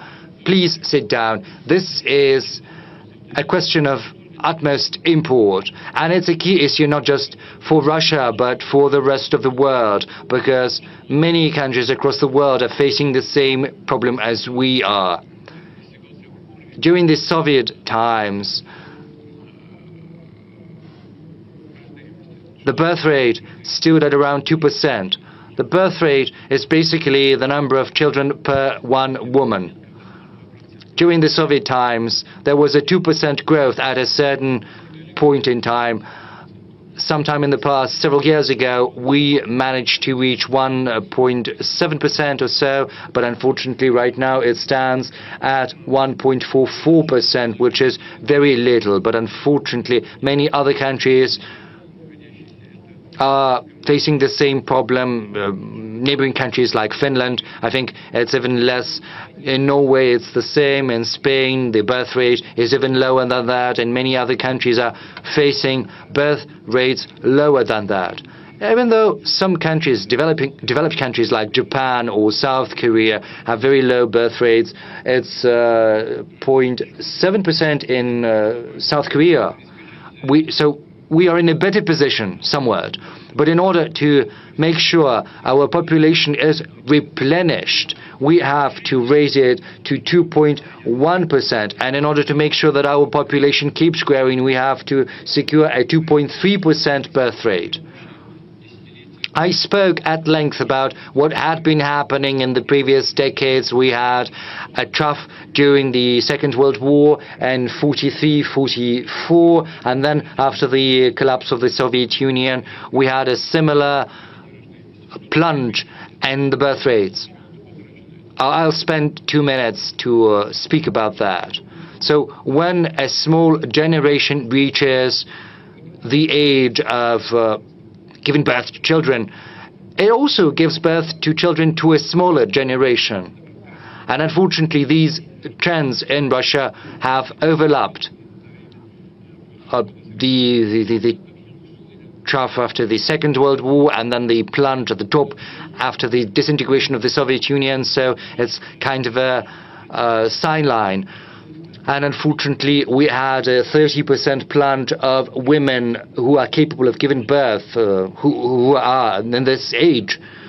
And we need more girls, more women. What are we doing to rectify this situation? We have put forth a whole program dedicated to this issue. We are improving the instruments, enhancing them all the time, year in, year out. There are certain tweaks and changes. We have the allowance to families with children, which is an efficient instrument. We are paying this allowance starting from the pregnancy, and by the time the children reach the age of majority, that is 18 years, and more than 10 million children are getting this allowance, and around 320,000 pregnant women. Secondly, we have a unique instrument we have come up with, which is unique in the world. That is the maternity capital, which we are always refunding and rebuilding. We're also keeping the instrument of family mortgage at 6%. We will talk about mortgage, I think, later. We'll talk about construction, but this family mortgage is a family we are keeping active. We are also paying 450,000 rubles to every family with a third child to make sure they are capable of paying back that mortgage. We're also improving everything, healthcare that is related to, and education that is related to maternity, to childhood, and we're also going to continue doing that. I'll take this opportunity to address all the leaders of the Russian regions. This is where you should start in the morning and finish in the evening, because it's a challenge for many countries across the world and for Russia in particular, because the population is the backbone of a country. Territory is good, but it has to be populated with citizens. So I think we're doing a lot, but apparently it's not sufficient. And we can say that we're doing some useful things, but we will only have succeeded once we have reached the objectives that I've just enumerated. Actually, we're getting many messages from families with many children. There is this problem. There is this single allowance. But once the mean salary is superior to the minimum level established at the region, then they're not getting that allowance. And unfortunately, even if the discrepancy is very small, they're not getting the money. We are giving the floor to Anna from Surgut. She's got 5 children. Anna, over to you. Hello, Mr. President. My name is Anna Alkova. I was born in Surgut. I live in Surgut in Hanti-Mansi Autonomous District. I've got 5 children. One of them has a disability. Starting from July 2023, I've been applying for an allowance every month, but I'm denied that allowance because my salary is a little more than the minimum wage. Once it was 400 rubles. So when I get a pension for the child who has a disability, is that considered as part of my revenue? Why is it taken into account? You know, my spouse is getting an official salary, and when they take into account all of my revenue, they are calculating that based on our revenue before tax. But the thing is, we're paying taxes, so we're getting less money than what they are calculating. And another problem, the thing is, we have to go on vacation somewhere, just as any other family. But just the day before yesterday, we looked at the tickets. A one-way ticket costs 140,000 rubles or so per one person. So what can we do about that? Anna, you've got 5 children, right? My congratulations. That's great. You're a happy person. That's for sure. And many people in our audience should congratulate you and should also emulate you and your family. Secondly, the thing is, when the income is calculated, they take into account everything based on your income the previous year. Because, you know, I've just cited our figures for the economic growth, but the thing is, this is just conjecture, so they can only do that based on your income the previous year. We could think about that. I'll ask Tatiana Golikova as well as our Ministry of Labor and Social Security, but this is not the most important thing. The thing is, there are other reasons that might explain the problem that you are facing. When your income is a little bit more than your minimum wage, and once there is this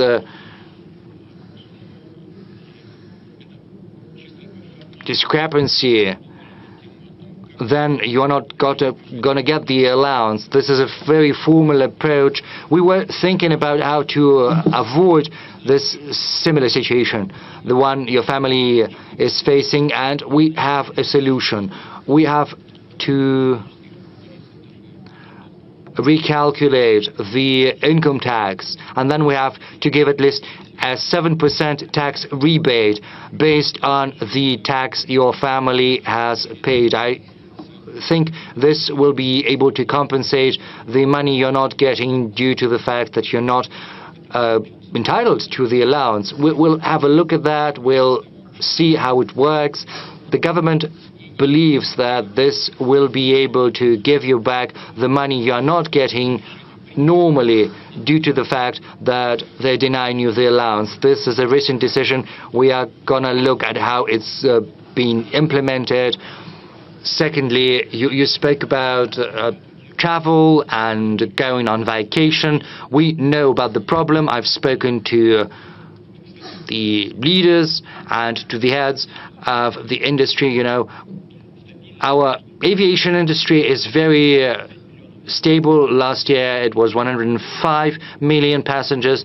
This year it's going to be 111 million passengers that have used air transport. So we are coming up with a solution. There are going to be benefits provided to children with to families with many children. There has to be a 50% discount or so.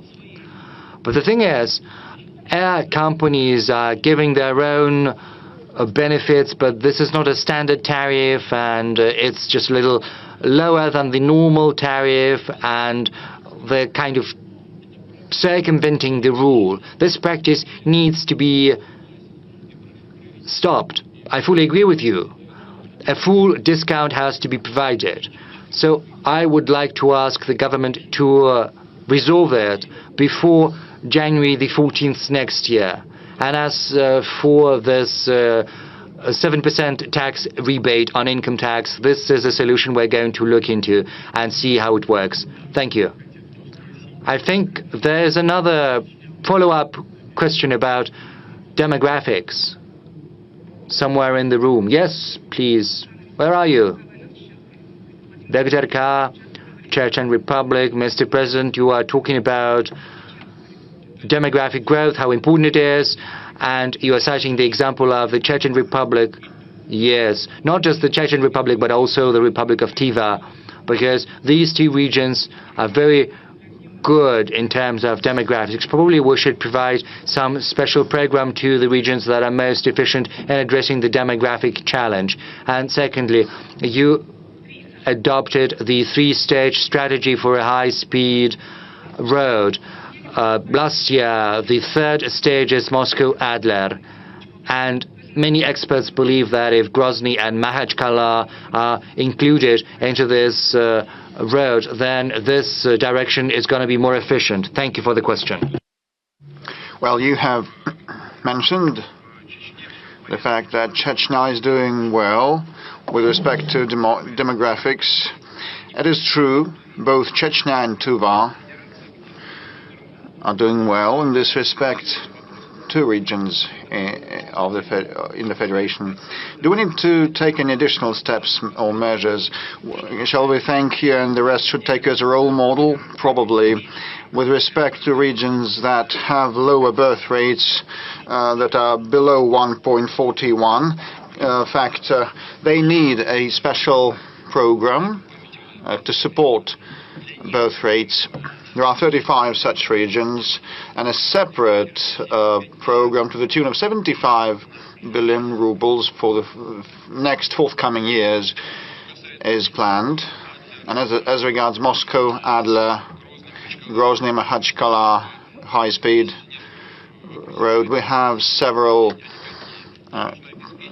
issues to resolve. We need to resolve the Black Sea passage and the entrance to Sochi, the exit to Sochi from that road, and eliminate the traffic congestion in the vicinity of Adler.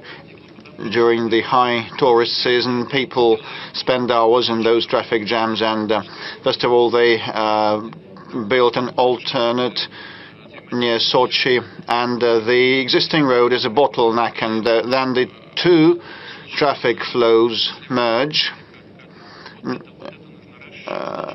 in front of Adler, and we need to resolve this bottleneck, widen that bottleneck to avoid traffic jams. So either there or during or on the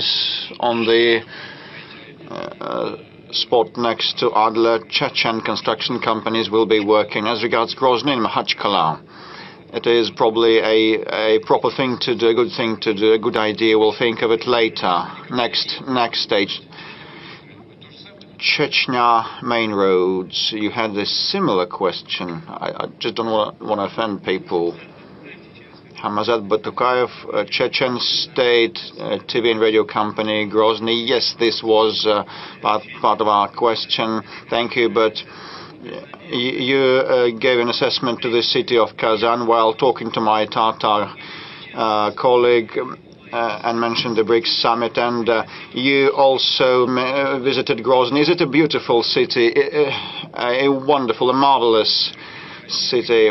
It is a contemporary Russian marvel.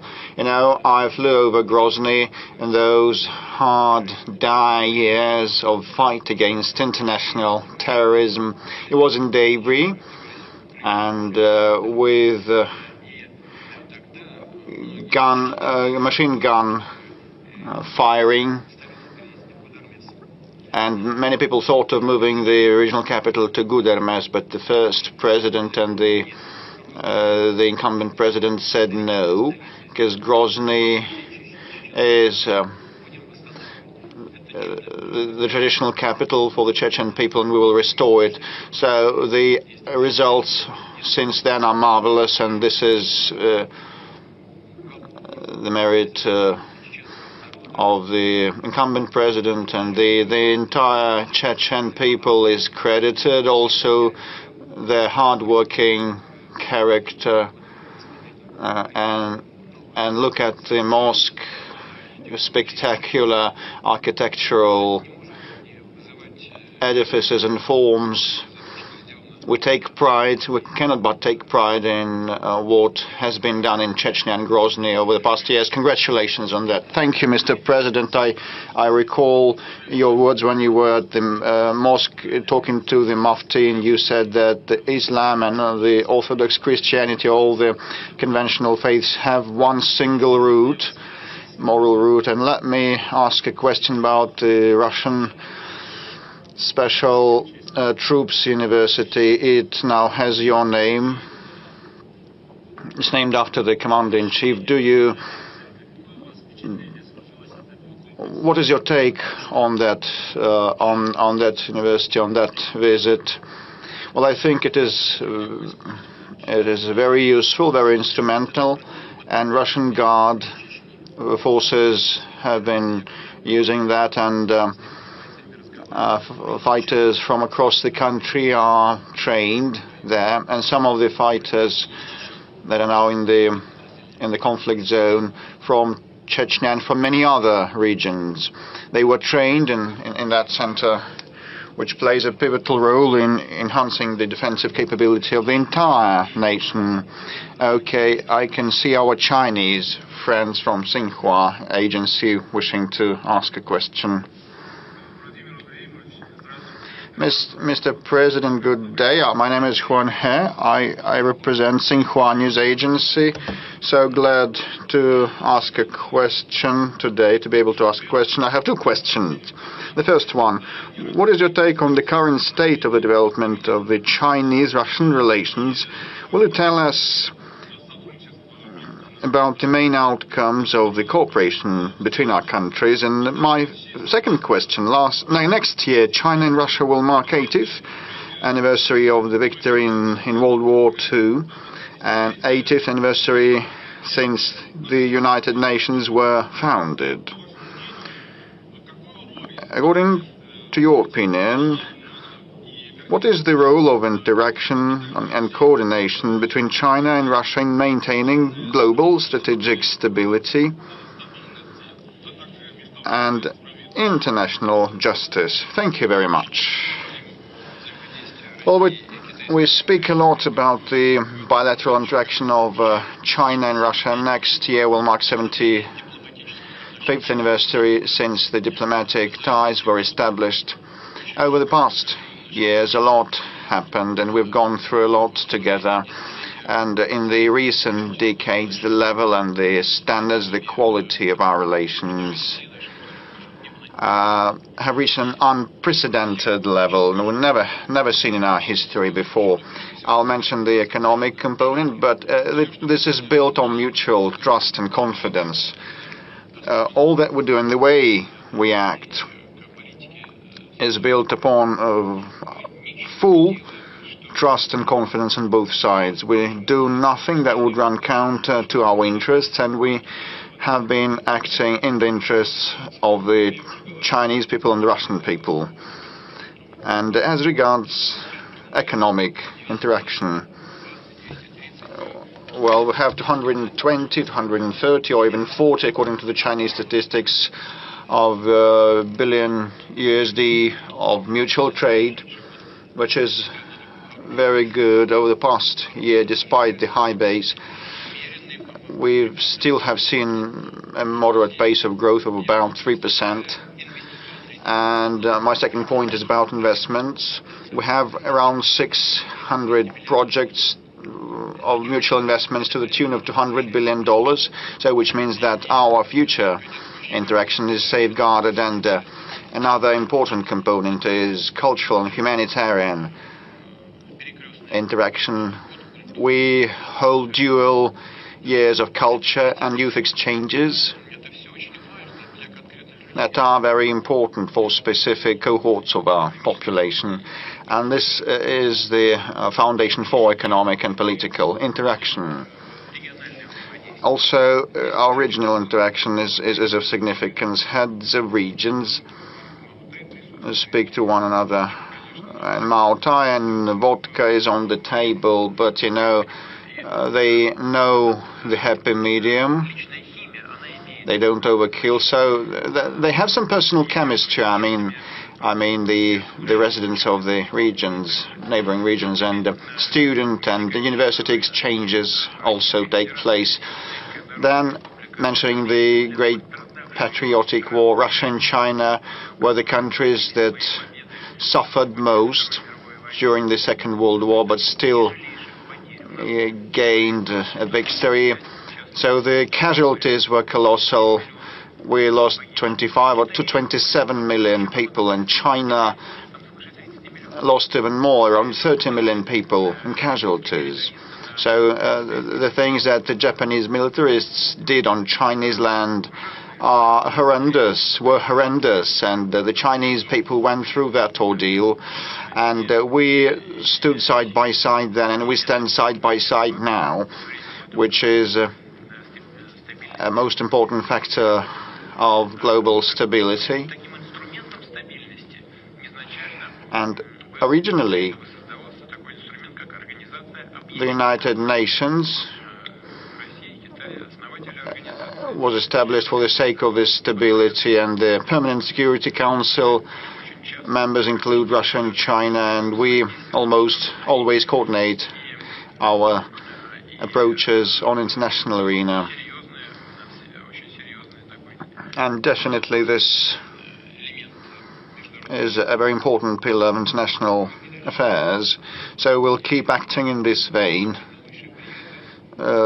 Please convey my best wishes to the leader of the People's Republic of China, a person whom I believe to be my personal friend, President Xi.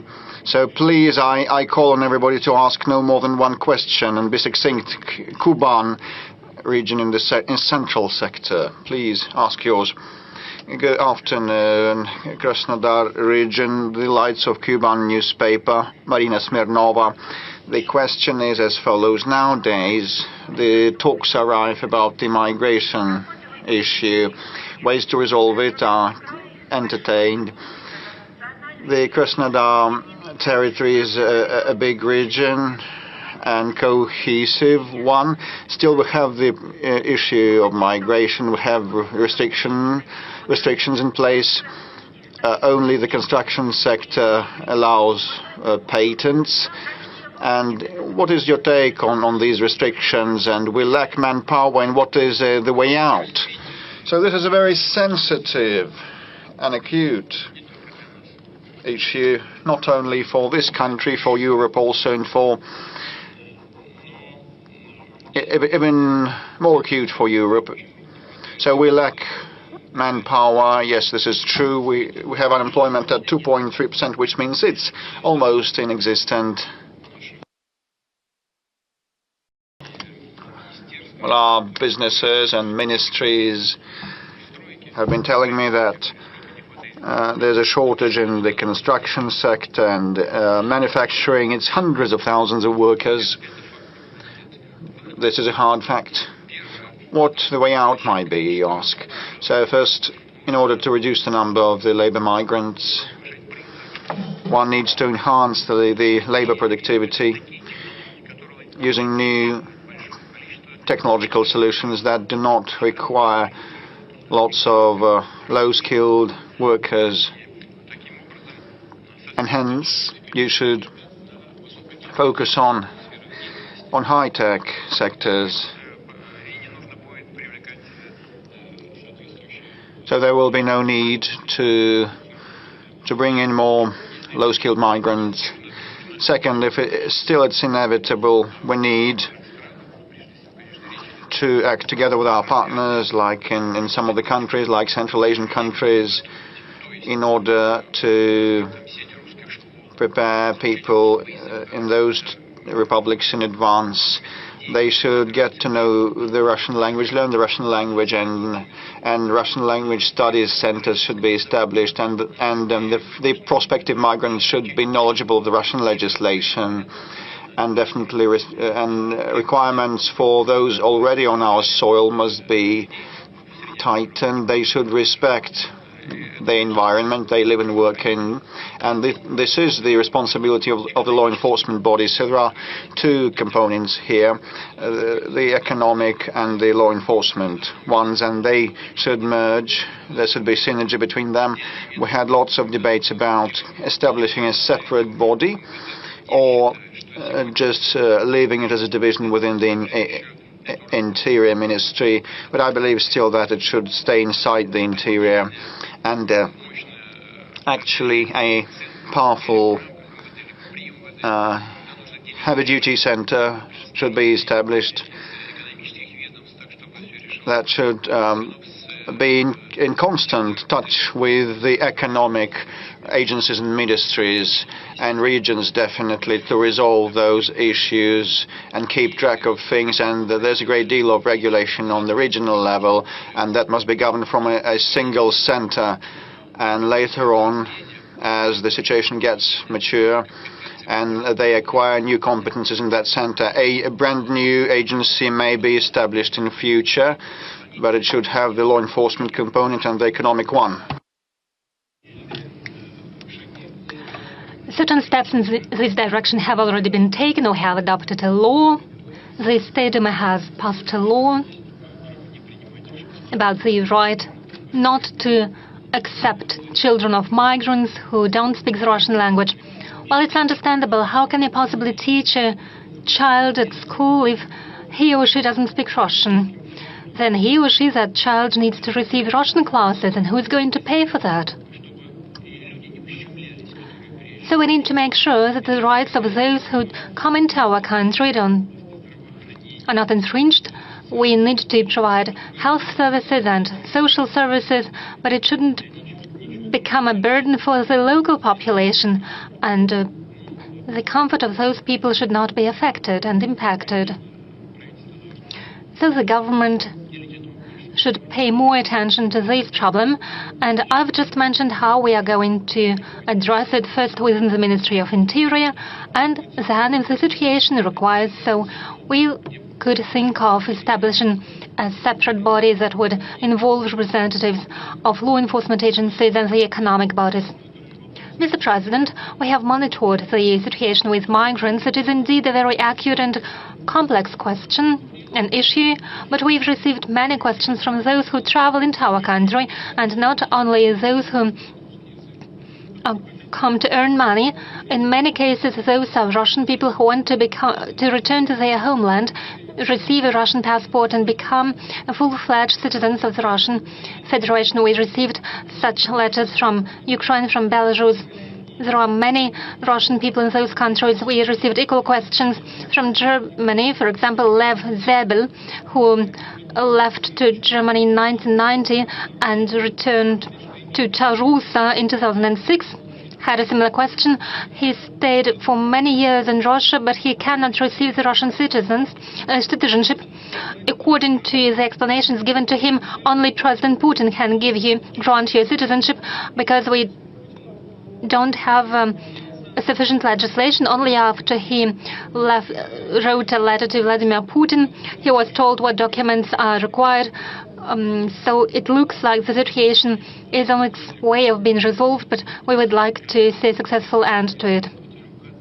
Well, indeed, citizenship is granted by presidential decrees, but it is a formal act that has to be prepared on the local ground, on the local level. But you raised some issues that fall into the category of work with compatriots.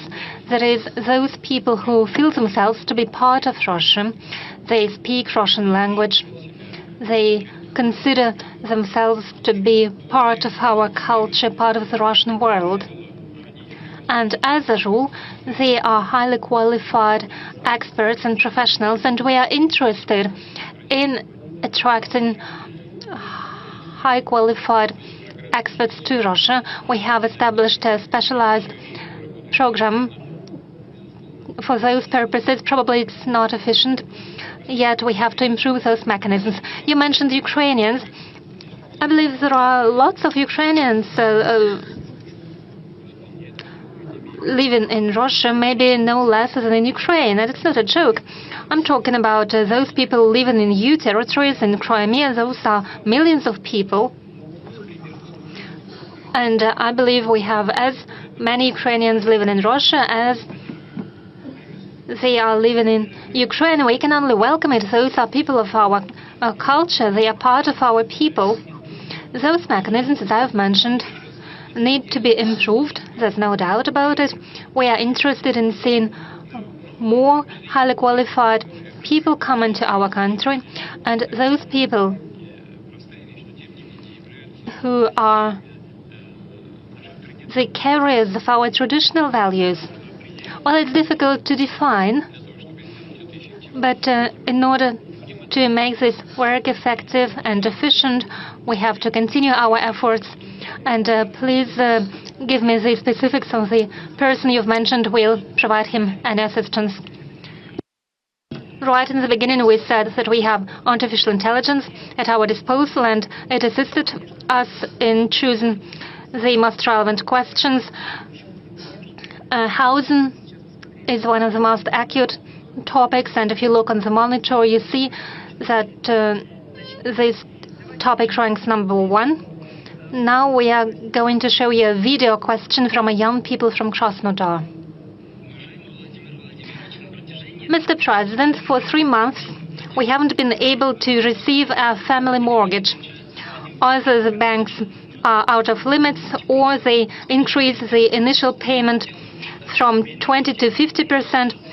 What's the future of family mortgage? Because right now it's very difficult to obtain it. And apart from family mortgage, it is almost impossible to receive an IT or rural mortgage. Banks run out of limits, and they don't want to approve claims. And since recent time, banks have introduced a combo mortgage program when they add their interest, and as a result, the interest increases from 6 to 13%, so they simply don't want to provide mortgage loans under the family mortgage program. Thank you very much for raising this question. Well, it's a shame, it's outrageous. It shouldn't be the case, and we've already discussed it with the government. I was promised, and I'm going to check whether this promise has been fulfilled. There would be no additional interest rates because it is a subsidy from the government, and banks should be only interested in receiving the 6% from those who use the family mortgage loans. And the difference between the bank interest rate and those 6% is compensated by the government, or it should be compensated by the government, so there are no limits on the part of the government. So the difference settles down in the banks. It means a significant income for them. If they deny an application, it means that the government doesn't send a subsidy to the banks. I'm going to check on it, but we agreed there will be no limits. That's my first point. The second point, as for the 3% family mortgage loans, and as for the rural mortgage loans, the ratio is 3% for the rural mortgage loans and 3% for the family mortgage loans. Last year, we constructed 110 million square meters of new housing. It is a record since Soviet times. 50% were individual houses, and most of them were built in rural areas. People aged about 40 years take these mortgage loans. They move into rural areas, settle down there, they build families, and these mortgage loan programs should have no limits. About several billion rubles are allocated from budget for these purposes, and it should be preserved. Same for IT experts, mortgage loans. It is at about 5 or 6%. It is a preferential rate, and it applies to not so many people. Some experts suggested that this program should be closed, but I think it doesn't make any sense. And I ask the government to provide the necessary subsidies. And it also applies to the Far East regions. Yes, 2% for the Far East, 2% for the new regions. Yes, and now I suggest that we move on to another acute topic, that is phone frauds. Every day we appeal to our audience on TV. Yes, I mentioned 110 million of square meters. They were constructed last year. This year the figure will be at about 105 million square meters. It is equally a very good figure. Yes, phone fraud, how topical this problem is, we can see from the amount of money that was stolen from the citizens by criminals. Criminals pretend to be representatives of the central bank or federal security service, and they move citizens to take loans or give their money to the criminals. I suggest to hear a video address from one of the victims.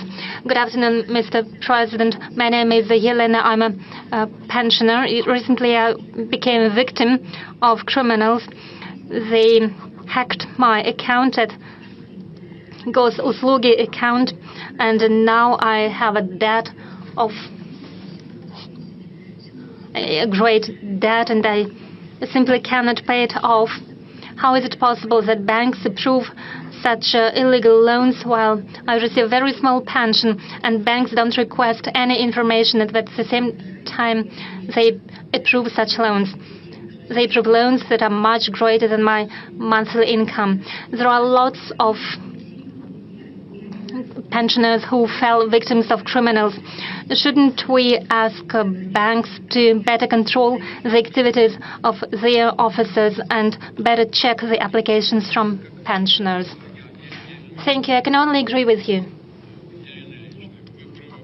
Yelena, you are quite right. There are not more comments to be made. Indeed, banks can issue loans very quickly, momentarily. But they must check the ability of a person to pay. And there is a regulation according to which if more than 50% of person's income should be paid to serve the loan, in that case, such loans are more expensive for the banks, and the pressure on the bank capital increases. There is relevant regulation of the central bank. But what's happening now is a source of great alarm, because the volumes, the scale of these fraudulent activities is outrageous. Recently at a Sber meeting, Mr. Graf, head of the Sber Bank, told me that in the whole banking system, from the territory of Ukraine alone, where these criminal fraudulent activities almost happen as part of a state policy, it is conducted under the supervision of the special forces of Ukraine. Only from Ukraine alone, Did the criminals deceive our people for 250 billion rubles? It is almost the scale of what the Hitler Germany did. They simply printed money and spread it in order to undermine the economy of the UK. Almost the same is now happening in Ukraine.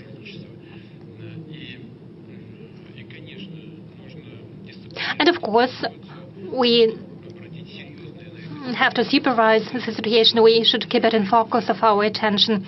The loans of up to 50,000 rubles should and can be issued online, but starting from 50,000 people and up to 200,000 people is a sum that requires special checks by the people. People should be given more time to double-check their decision and approve it additionally. And when it comes to the loans for more than 200,000 rubles, then people should be given extra time to double-check their intentions.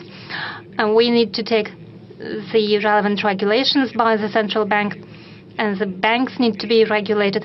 Those banks who issue such loans that are uncovered. And there is another problem of which Governor of the Central Bank and the Ministry of Interior have reported to me.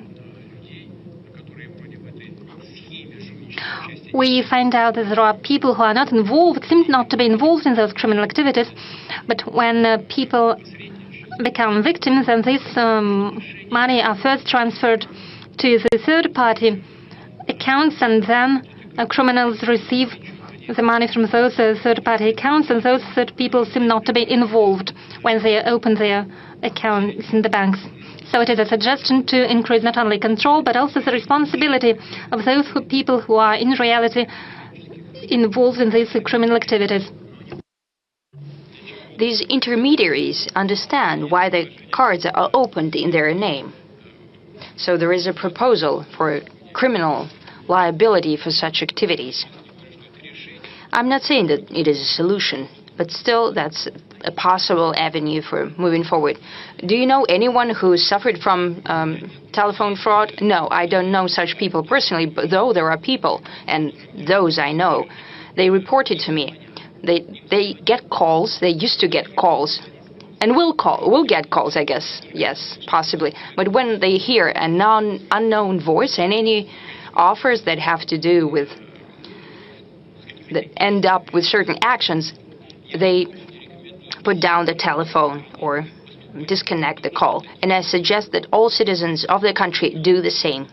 Mr. President, quite often such unknown voices call from call centers that are situated in Ukraine. We've noticed that after strikes against energy infrastructure of Ukraine, the number of fraud calls are decreasing.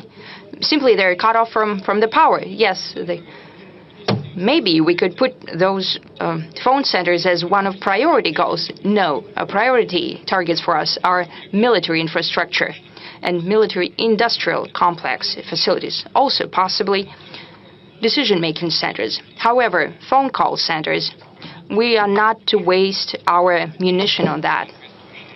We need to make the necessary decisions domestically through the necessary institutions at the central bank, at the Russian government, and in the Ministry of the Interior. Mr. Peskov is looking nefariously at us now. Let's get back to the audience. You've mentioned Ukraine, and I see the banner, the other Ukraine. Could you give the mic to them, please? Mr. President, Galina Merkulova, I'm deputy head of the media resources of the international social movement, the other Ukraine. We represented the interests of millions of Ukrainian citizens. In the Ukraine itself, unfortunately still under the control of the Kiev regime, as well as in Russia, European countries. We have opened 55 branches of our organization. Our movement believes that, the other Ukraine believes that the only way to save Ukrainians from the criminal, illegitimate regime of Zelensky, which has usurped the executive, the legislative, and the judiciary authorities, is to unite the two peoples, the Russian and the Ukrainian.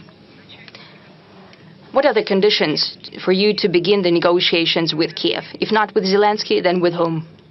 One more important aspect. Right now, Ukraine sees the persecution not only of the Orthodox Church, of the Russian Orthodox Church. It is basically eliminated. What do you think about that? Do you think that the position of the Russian Orthodox Church has been undermined? Yes. Okay, now first and foremost, please sit down.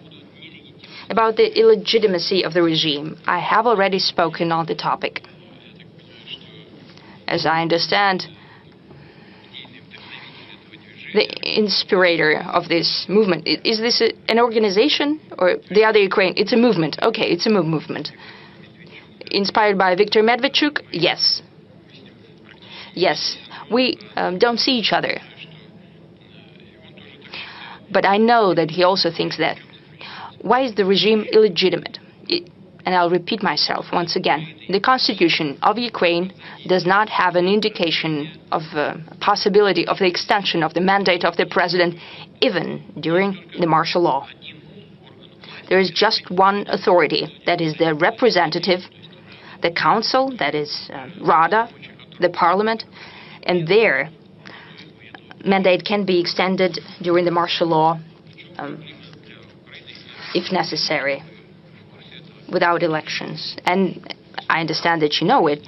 The thing is that the government, the whole governance in Ukraine is built around president who appoints the downward executives and authorities. That is the leadership of all intelligence and army institutions. So if if a president loses legitimacy, the same happens downwards. So whatever they do, when they execute his orders, they become the accomplices in his illegitimate actions. That's first thing. Now, as for the preconditions for negotiations, we don't have any. We're prepared to hold a dialogue without preconditions. However, on the basis of what we have already agreed upon, and I have said it 100 times, what we have agreed on during the negotiation process in Istanbul at the end of 2022. Also, regarding the reality on the ground right now. We have presented the position of the Russian Federation. That was presented also during the June statement at the Russian Foreign Ministry.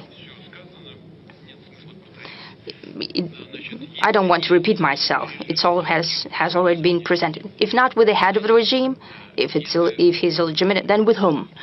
You know, if someone runs through an election campaign and proves his legitimacy, we're prepared to talk to anyone, even with Zelensky. But right now, if the Ukraine truly wants to go through a peace settlement, they're capable of doing that. They can organize this process in any way they want. But we can sign an agreement only with a legitimate person. And Rada and the chairman of Rada are legitimate, are the only legitimate people. But they're completely under control of the head of the state. But it's a formal issue. They can organize it in any way they want. But we need to sign this document only with a legitimate representative of a legitimate authority in the Ukraine. There was a question about the Russian Orthodox Church as well. Yes. You know, what's happening with an Orthodox Church, that's unparalleled. This is a blatant violation, an outrageous violation of human rights, of rights of believers. The church is being tortured. This is akin to being slaughtered. And everyone in the world prefers not to notice that. And I think that those who are doing that will get a boomerang effect from that. They're tearing the church apart, but they're not even atheists. Atheists are also people who believe something. They believe that there is no God. But this is their belief, their conviction. And these are not atheists. These are people without any beliefs, godless people.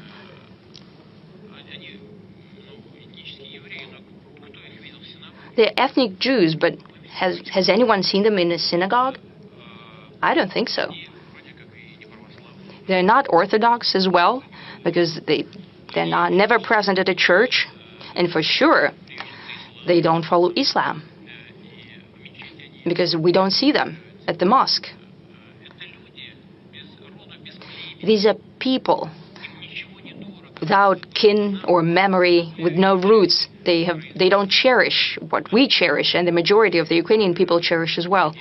They won't go to church, they will go to the beach. And I think it's their choice. And I think that at some point in time, they'll remember this. And the people in the Ukraine, and the majority of people in the Ukraine, have something to do with the Orthodox Church. They will evaluate their actions. 2 or 3 questions to the audience. I cannot help but give the floor to Purga Radio, or the Blizzard Radio. Blizzard Radio, Chukotka region. Anastasia Lavrentieva, thank you for this opportunity. I'm looking at the screens, and they're showing the relevance of topics for the regions. And I get confirmation that my question is truly relevant and concerns many citizens of my region. It's about the internet and communications. We in Chukotka have high-speed internet only at the capital of our region, just one city. Other citizens of the region do not have such benefits of the internet. No entertainment, no banking services, no Gosuslugi app. They're unavailable to the majority of the people of Chukotka. Could you please help us with the bridging of the digital gap if possible? Thank you. I don't think there is a lot to say about that, because we have a high-speed internet development program and communications program, our satellite constellation and so on, especially about constellation that has to do with communications. It will be done, for sure. This data is widely known, the rate of work that is being done on that. The necessary resources have been allocated. There will be no shortcomings here. We'll move according to the plan, and I hope truly that the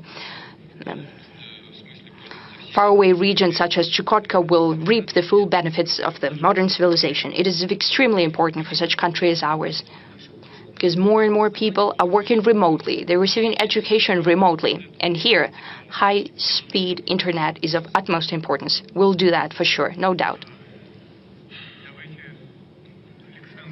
Now, Alexander Gamov, the front row, one of the oldest Russian journalists. Thank you very much. Komsomolskaya Pravda website and a newspaper. I'm here with girls, with Marina, Putin team representatives. We haven't spoken about that, but I wanted to congratulate all of us and you, Mr. President. I think this is the 20th press conference, though colleagues trying to correct me here, saying that it's 21st press conference. This format is unparalleled in the world, and I hope we'll have even more editions of that to come. My question is, contrary to the skepticist prognosis, the presidential program, Time for Heroes, did not become just a single-use program, just a rubber stamp program.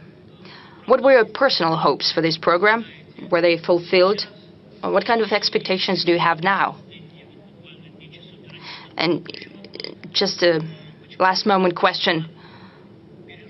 Why don't we cherish and protect enough, our heroes?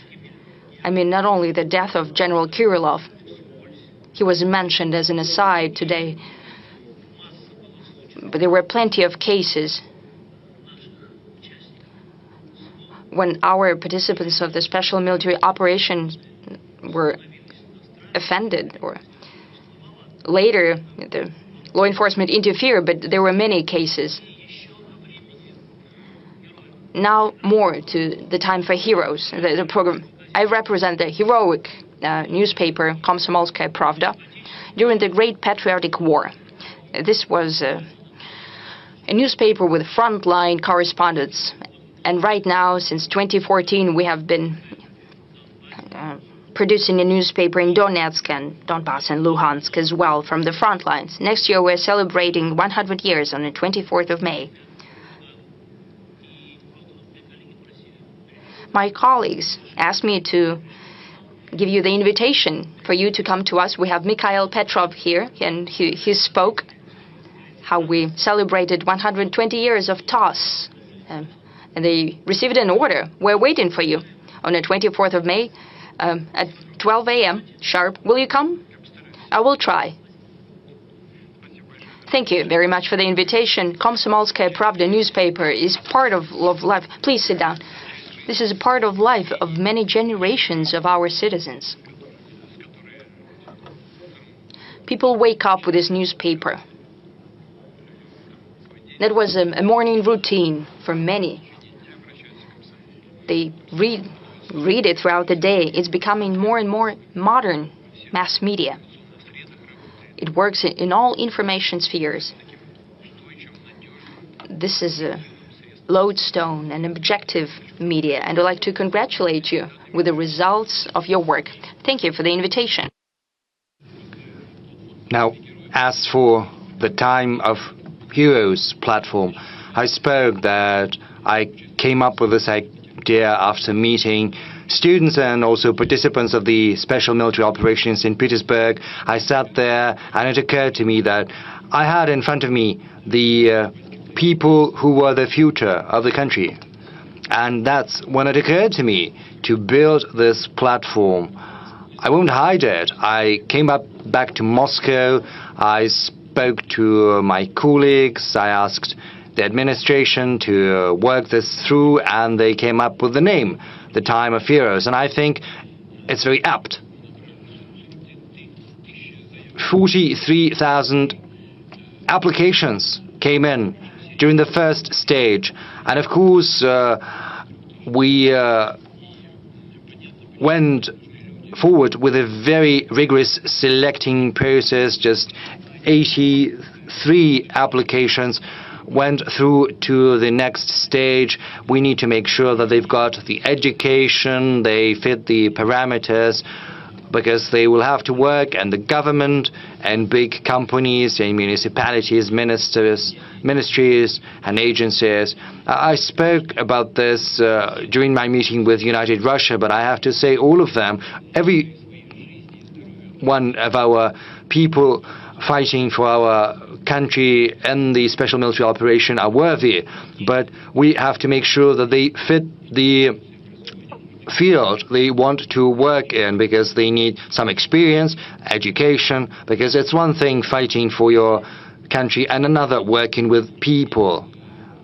You have to have a certain predisposition as well as a talent, because these activities are somewhat different, and we have to choose the people who are willing and capable of working there. And so far, there hasn't been a single hiccup. All of them have fit perfectly. Right now, we've launched the second stage. 15,000 applications have already been filed. The period for applications has been extended until mid-January, mid-February, or something like that. And this process will keep going. As far as the first batch is concerned, many of them are working. Some of them have been appointed as heads of Russian regions. Many of them have found themselves in business, in entrepreneurship, in the government of all levels, federal, municipal, regional levels, working in big companies as well. And I would like to reiterate something that I spoke about during the United Russia Convention. I've recently visited a rehabilitation center. There are soldiers with trauma, with injuries. Some have missing limbs, but I can see a spark in their eyes, because they are willing to work, and they're capable of doing that, because modern rehabilitation techniques allow that. they can work in a fully fledged manner without any health restrictions. The only thing they need is a helping hand. You know, I remember the face of one of those guys. He said, yes, I understand, I do not have the education, I have neither education nor experience, but I want to do that. And these are precisely the people we need, those who are willing to work, who want to work, and all they need is a little help. You know, when I was still doing judo, our coach, Rackling, said, do as many pull-ups as you can. And some of them did a lot more than I did. And you know, we asked him many years after, you decided to take in some of us who didn't make as many pull-ups as others, but he said, you know, you went to the end. Your hands were trembling, your arms were spasming as well, but you made as many pull-ups as possible, whereas the others did as many pull-ups as they required, and they didn't fight. So you were willing to go all the way. And these men are just like this, and they need some help. Oh yes, that's a very important question. I understand. Yes, you're right.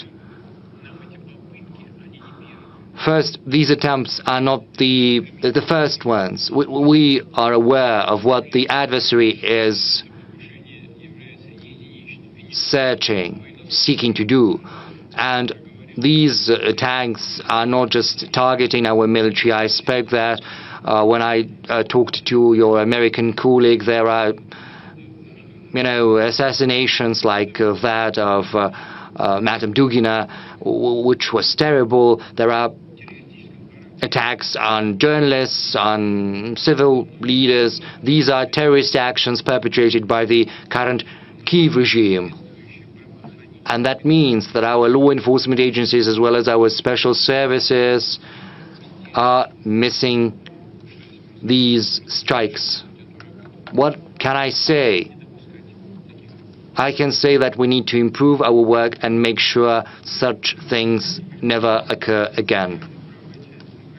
You know, the right part of the central sector, I saw a very popular blogger right there. Yes, he just stood up.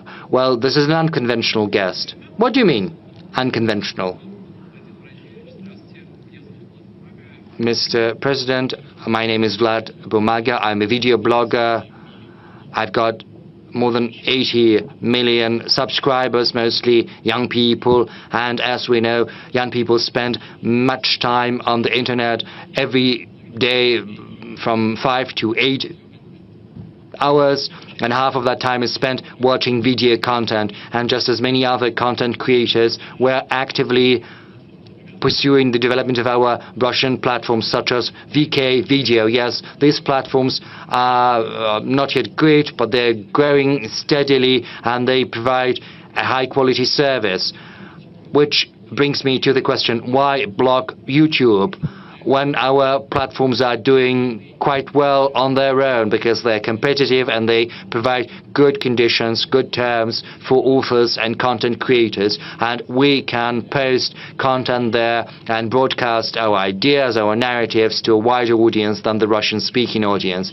And on another matter, as I said, almost all children know me and watch me, almost all children in our country, and this year I became a father as well.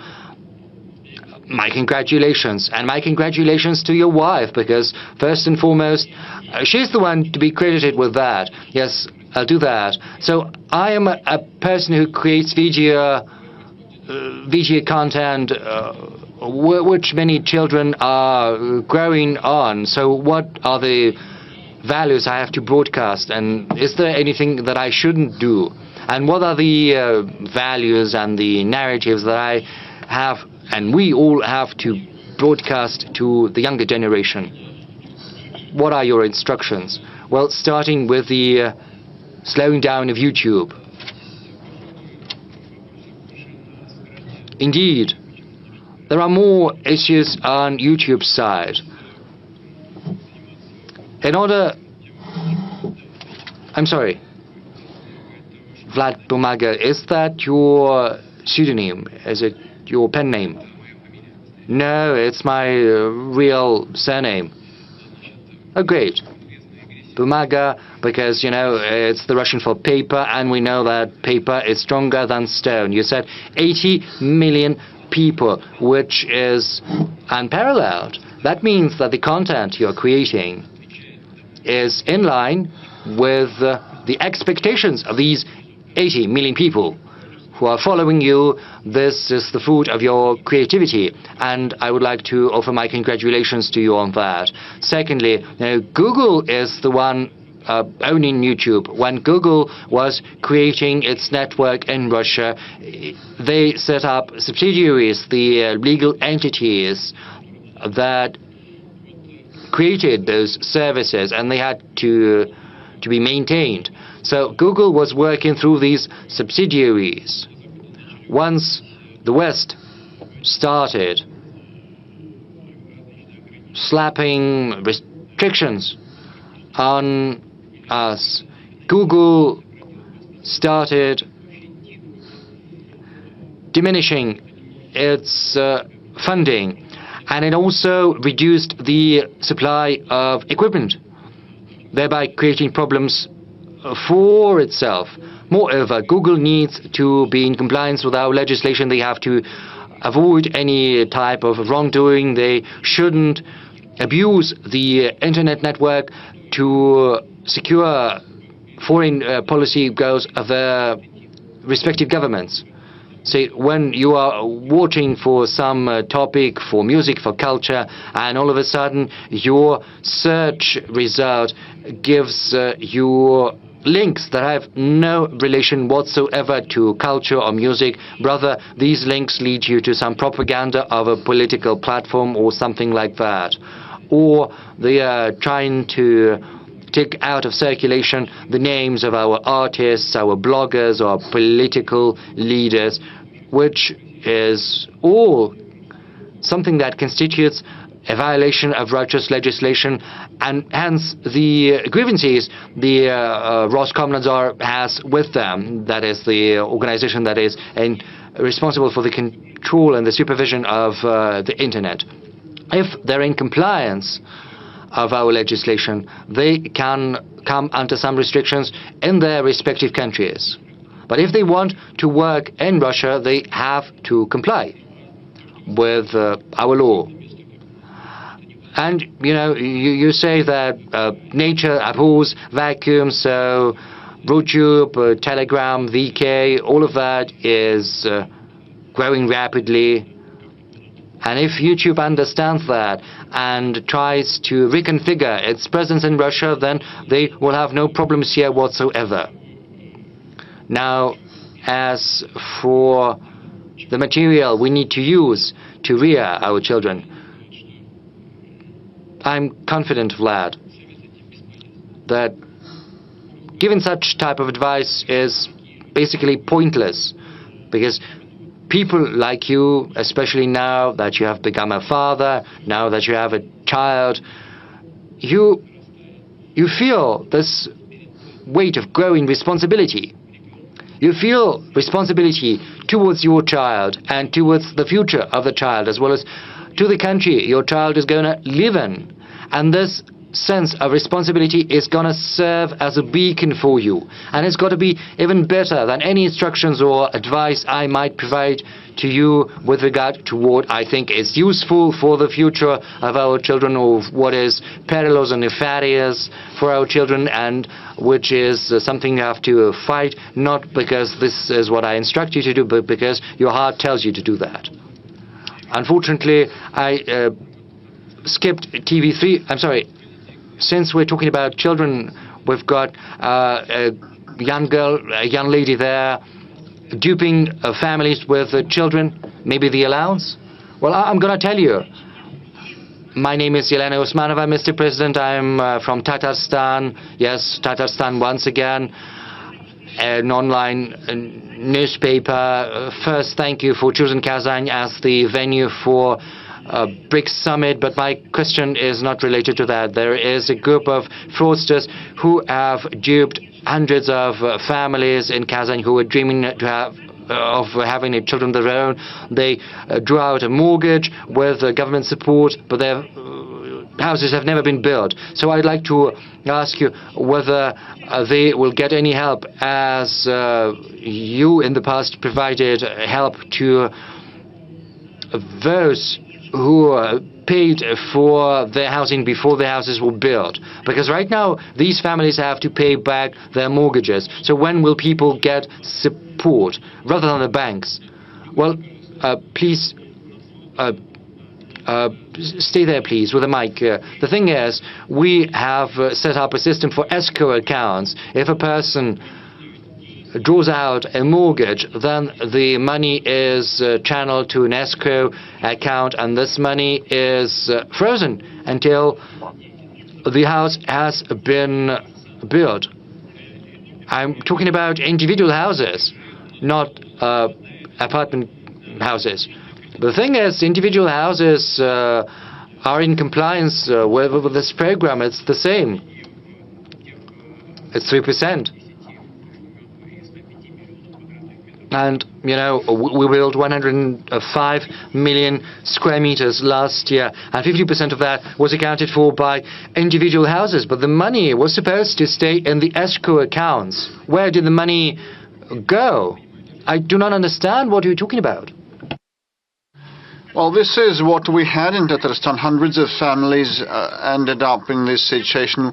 Where did the money go? Can you tell me? I don't know the details. What's your name? Lena. Yeah, Lena, those details matter a lot. Let's get to grips with it. It wasn't about escrow accounts. Lena, it may be probably the case when people are hoodwinked and their money is taken from their accounts. And probably we should compare and contrast it with other cases of similar kind, and we should prevent such cases. So we need more detailed information, because I'm not in the know, because these are very important things, and we should rectify such flaws. Actually, we have some of the housing still under construction, and the money resting and registered with escrow accounts constitute around 7 trillion rubles. In totality, more than 65% of what is needed to complete the construction of the purchased houses.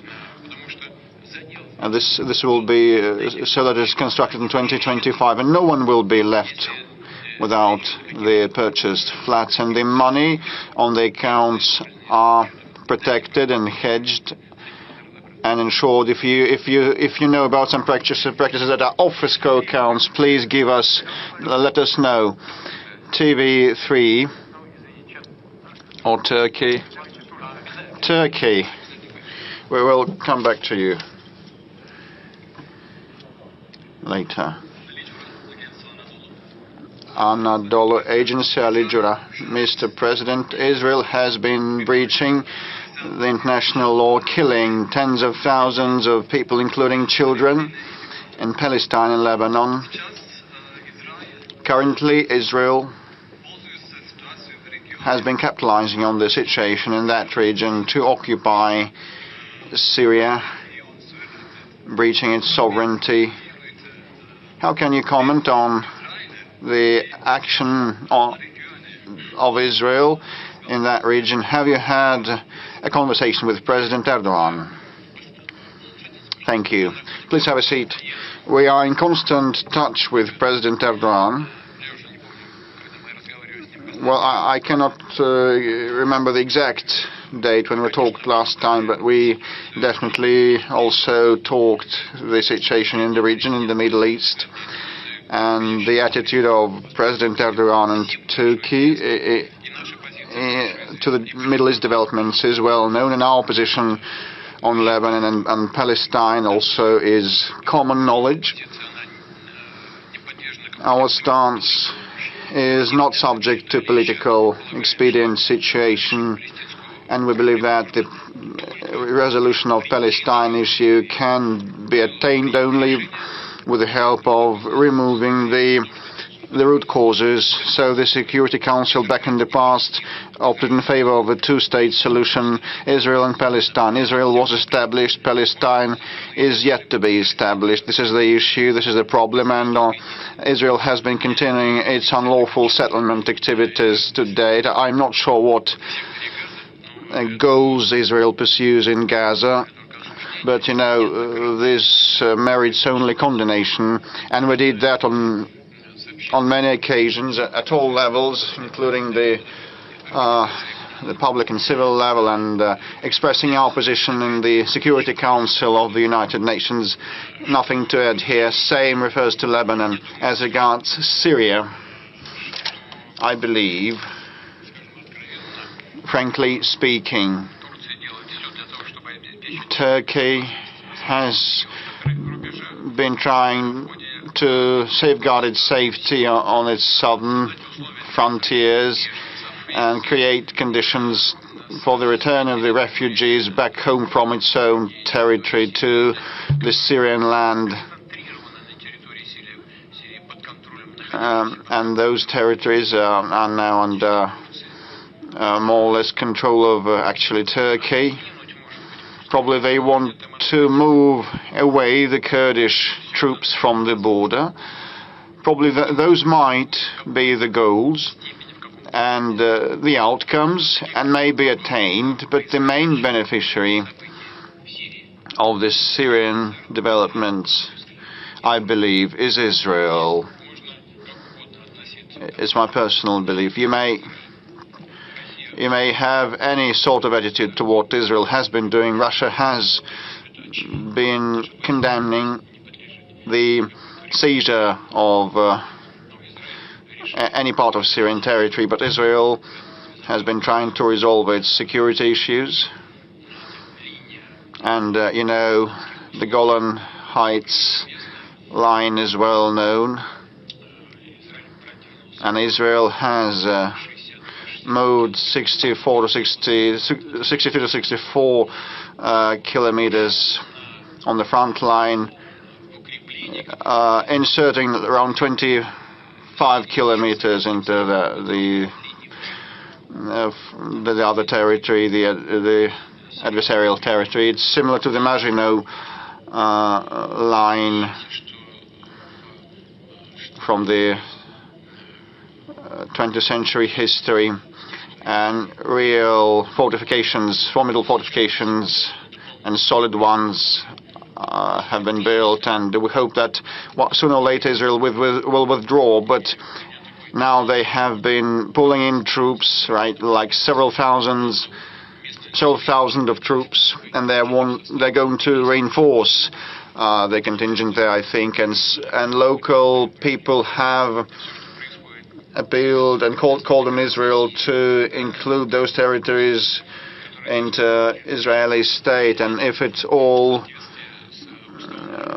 boils down to disintegration of Syria, this will be decided by the UN in line with the UN Charter and the self-determination rights nations have.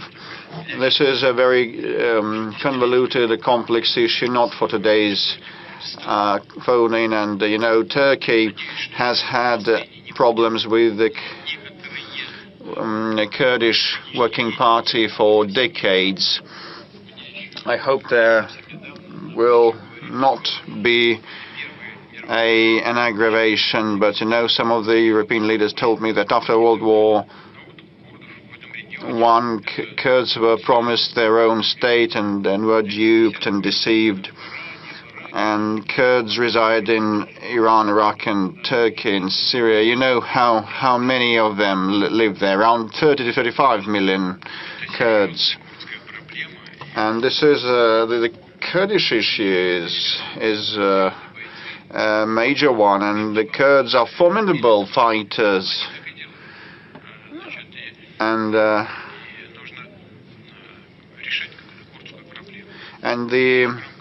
the Kurdish issue should be resolved, and it should have been done under President Assad, and it should be done with dealing with the current authorities in control of Syrian soil, and Turkey also needs to ensure its security. This is not for today's event, but there will be lots of issues to resolve. But we abide by the international law, and we believe that all nations, all stakeholders' interests should be safeguarded, including the current Syrian authorities. On this issue, we are on their side, and we are in touch with all the major groups that control a situation in Syria. TV3 military correspondent Alexander Malkevich. Just in a nutshell, the fighters asked to convey words of gratitude. Last week you met with Human Rights Council members and supported the idea of creating the Museum of Special Military Operation. This will be our media Oreshnik, so to say, and our legendary Leningrad regiment has been rendered the name of Guards Regiment, so gratitude for that. So, and what is your assessment of the fund on a scale of 10 points? And what are the main goals for the foundation for next year, and the main criterion of the efficiency of the foundation for? Have a seat. With respect to the work of the foundation, Defenders of the Fatherland, that was established in June. This foundation was established, after my meeting with the mothers of the special military operation participants, with the widows, and I figure that the regular support methods to back our servicemen and support the families of the fallen heroes are insufficient, and we need a special arrangement to be established, including for those who get out of touch with the army. So the Defenders of the Fatherland Foundation was established for this sake. When they leave the military service, they still need the attention and care from the government, and it should not be formal, it should be targeted, individual, to each family, to each fighter. So this is the statutory goal of the foundation. It has to resolve social and welfare issues like allowances, payouts, receipt, prosthesis and artificial limbs, supply for those who need that, and they procure the entire service, not just the limb. And it is they have been carefully pre-selecting the prosthesis types and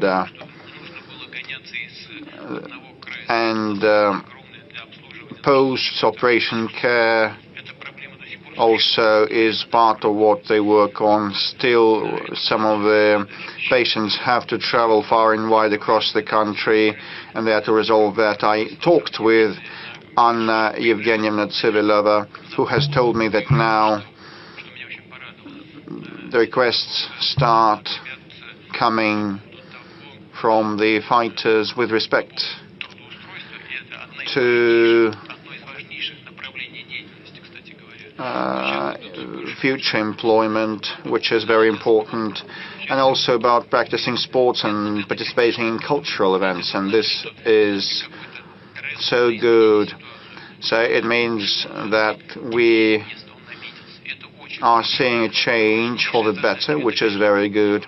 But, future employment is the overarching objective of ours, because those servicemen and ex-servicemen are so enthusiastic and they want to be trained for a peaceful life, or sometimes they can stay with the military and work at the draft commission offices, and they may move to the IT industry or work in sports, in military or civil sports. There's a great number of opportunities given the level of technological advancement and individual wishes. And overall, they have been successful. There are still some issues, and some issues remaining, but some of the people working there were directly related to the military operation. Those might also be widows of the fallen fighters, or mothers of those who still are on the battlefield. So these are caring, non-indifferent people, and the servicemen that came back from the front line also work in that foundation. This is why it is efficient in its operations. I didn't want to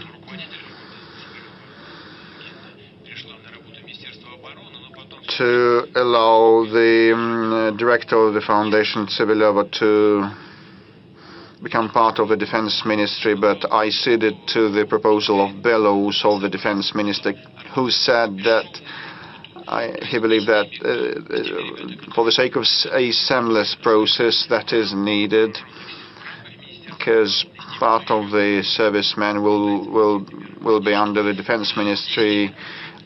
Some of them are on the front line and others have left the army, so we need this seamless mechanism. If I'm not mistaken, it was in summer when we established a special social center under the Ministry of Defense, together with the Defend of Fatherland Foundation. They work under a single window system, where people, those who remain in the Ministry of Defense and those who have left the pyramid of the ministry, get united and work on the two tracks. On the whole, there are lots of problems, but we try to fine-tune this work. As you know, they participated in the elaboration and development of decisions. Previously, everyone received 3 million for small injuries, even for small scratches, and those who were severely injured,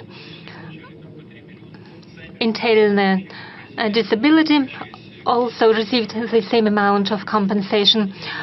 And fighters themselves requested that the system might be changed, and we started paying those severely injured 4 million rubles. But when I was receiving these reports, I saw that those soldiers who were severely injured and got disabled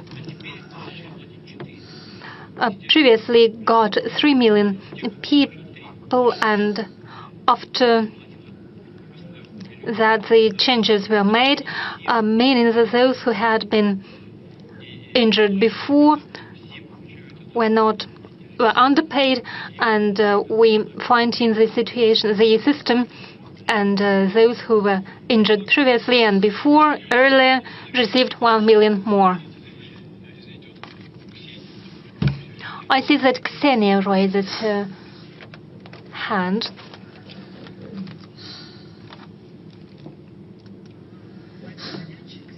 Mr. President, Ksenia Sobchak, you touched upon a very important topic, the topic of single window and the capabilities of the Ministry of Defense. I would like to offer a different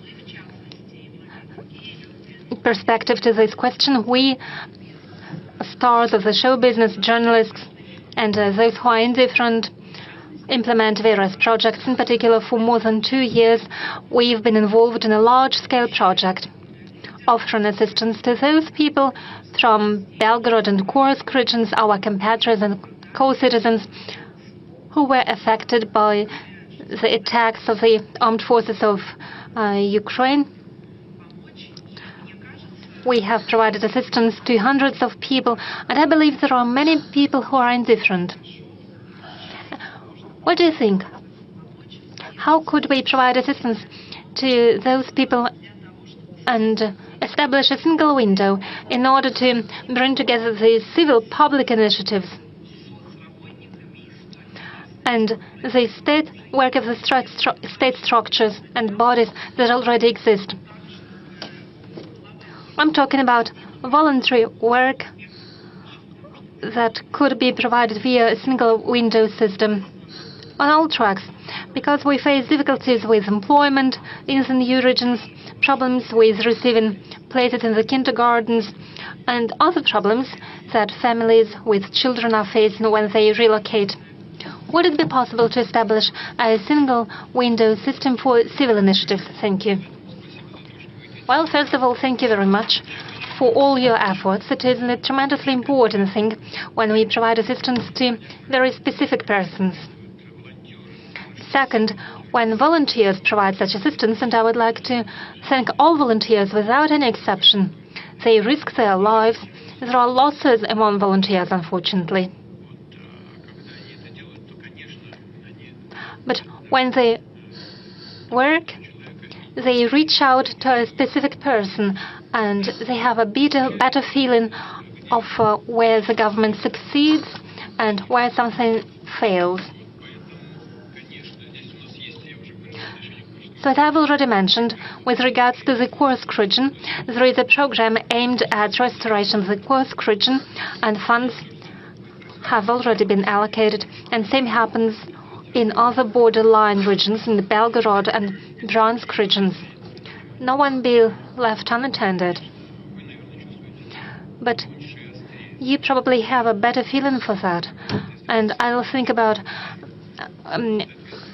how to proceed on myself, and I'll request our bodies, the Ministry of Defense and the governor. I'll ask them how we can pool these efforts. We could establish a single window system, or think of a different instrument in order to coordinate the efforts. Thank you, Ksenia. I don't have an answer right now, but I agree with the problems that you've raised. The topic of special military operation, I suggest that we continue taking questions about the support measures for the family members of those fighters. There have been requests for assistance in finding those people who are missing now, people with whom any connection was lost, or with those people who, according to the information received by their relatives, were imprisoned. Would you give an instruction to collect information about those people? Could we fine-tune this system for informing the families of servants, military servants? It is a very sensitive issue for many people. It's one thing when a person is fighting on the battlefield. God save him. There are various types of payments. We are talking about big amounts of money. There are so-called travel expenses for those servants who were sent to the borderline regions, to the regions of the special military operation before the hostilities broke out there. So they were paid the so-called travel expenses. Since they receive allowances for participation in the hostilities on the front line, and there are small differences in these allowances. But as a person disappears, then we should provide assistance and support to their families. Ministry of Defense is aware of this problem, and at least two things need to be done on this track. First,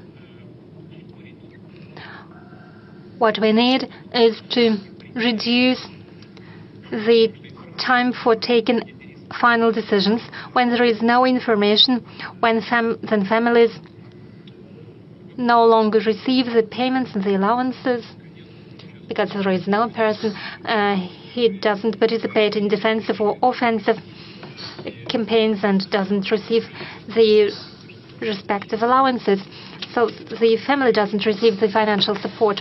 And together with the government, the Ministry of Defense have to take a different decision. What could be done in order to provide at least some of assistance to those families, maybe some payments for children. And we should take the decision regarding the temporary measures, and we also need to accelerate the decision-making process, the process of making the final decision. I'm not going to go deep into details, but the Ministry of Defense is aware of this problem. We've been working for more than 3 hours. There are lots of questions. Shall we try with a small blitz? Yes. We'll start with the following question. When you conduct meetings, sometimes officials ask you instruction to initiate some work. Well, don't be angry with the officials. The decision-making process is a complicated one. And when they reach out to me, then normally it is about the problems or questions to which there are different attitudes. Some colleagues believe that it should be addressed from one perspective, others offer a different perspective, and instructions are needed in order to see which way to choose when there is a difference in opinions. Then colleagues come to me, and at a meeting they ask me to take the final decision. And they ask instruction to make sure that nothing is forgotten, that a clear final decision has been formulated.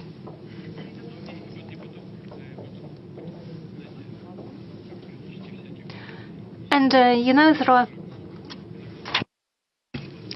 some bureaucratic tricks. When everyone agrees, it needs to be enshrined on paper to make sure it is a regulatory document. A second question, with whom of those who have passed away already or those who still live today you would like to have a cup of tea? Well, from those living today, I would like to have more time to spend with my relatives, with members of my family and my friends. I would like to have more opportunities to drink a cup of tea with them. As for the world leaders who have passed away already,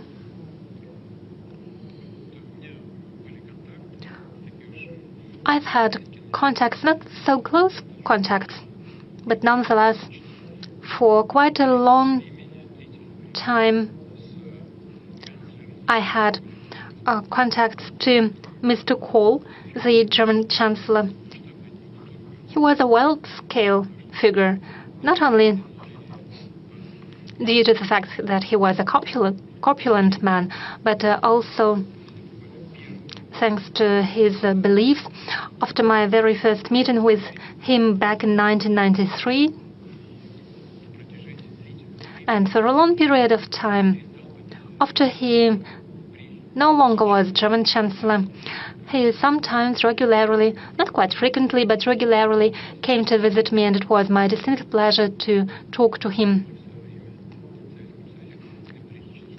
He was an important figure of his time. He had done a lot for his homeland, for the German people, and he was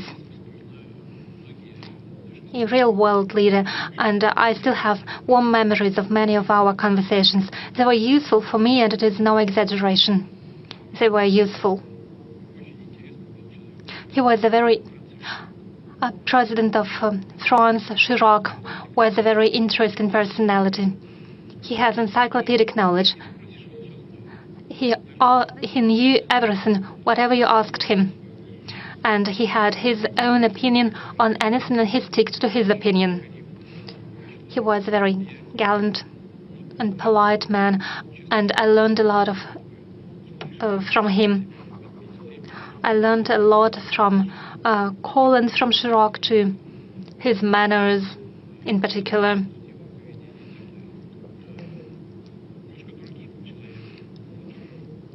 A bit different sort of personality, but nonetheless a very warm person was Berlusconi.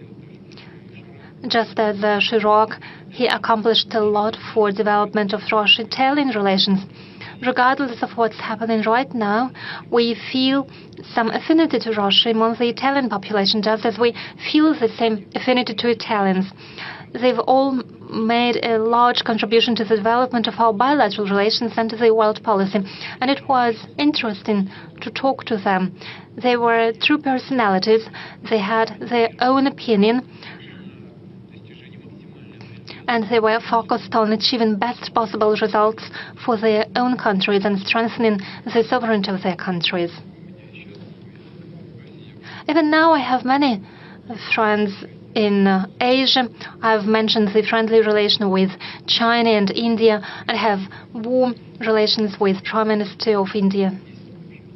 So I have people to talk to, but just as any human being, those are my family members who are most important to me, and I have some friends from my childhood. I have a semi-question or request for advice. Do you have any banking investments? If so, I used to have a deposit in Sberbank, but when Bank of Russia fell under sanctions, that was the first financial institution, I transferred my money there as an demonstrative act, and I put my salary there. So did Elvira Nabiulina tell you about the interest rate tomorrow? I think it's interesting not only for Valery Simonov, who wrote from Pskov region. No, she does not tell me the interest rate. She possibly does not know herself, because they're discussing it at a meeting of board of directors, their own party meeting, and during the discussion they take the final decision. However, I hope that will be a well-balanced decision that will be in line with the challenges of today. The forecasts of Vladimir Zhirinovsky for the situation in the Middle East and the Caucasus are coming true. Will other forecasts of Mr. Zhirinovsky come true? Naturally, I knew Mr. Zhirinovsky very closely. He was not a fortune teller, but he was a person that was larger than life. And he did it remarkably. He was a polymath. He was well-trained. He was actually a specialist trained in Middle Eastern studies. He was a true expert. So what he said is indeed coming true, because he said it based on analysis of what was happening in our country, in the world. So he was forecasting the situation. It is indeed coming true.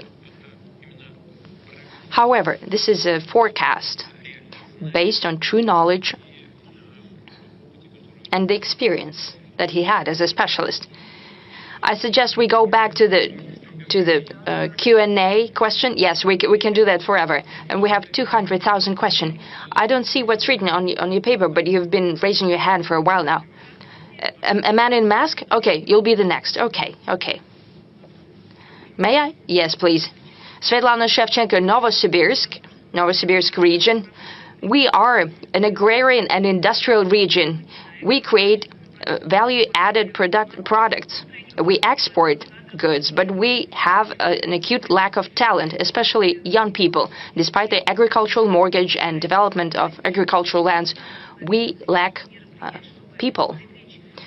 What measures should be taken in order to preserve those who are already living in the village and to attract new generations there? That is a very important question. Agriculture is one of key industries of Russian economy. As I have already mentioned, it shows good growth rate of 3% annually. We are very happy with what is happening in the agricultural sector. I have already given the example. If I'm not mixing anything up, I can tell you that in 1986, the Soviet Union bought 35 million tons of grain. Last year, we have exported 66 million tons. In 2000, we have already started to export grain.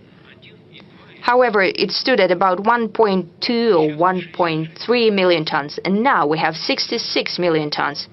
It seems impossible, but it's true. Look, we are ranking as one of 3 major exporters of food in the world, and as for wheat, we are number 1. Last year we had a record crop of 148 million. This year we'll have 130 million tons. For the past decade, we've had more than 100 million tons. We have tremendous export capacity.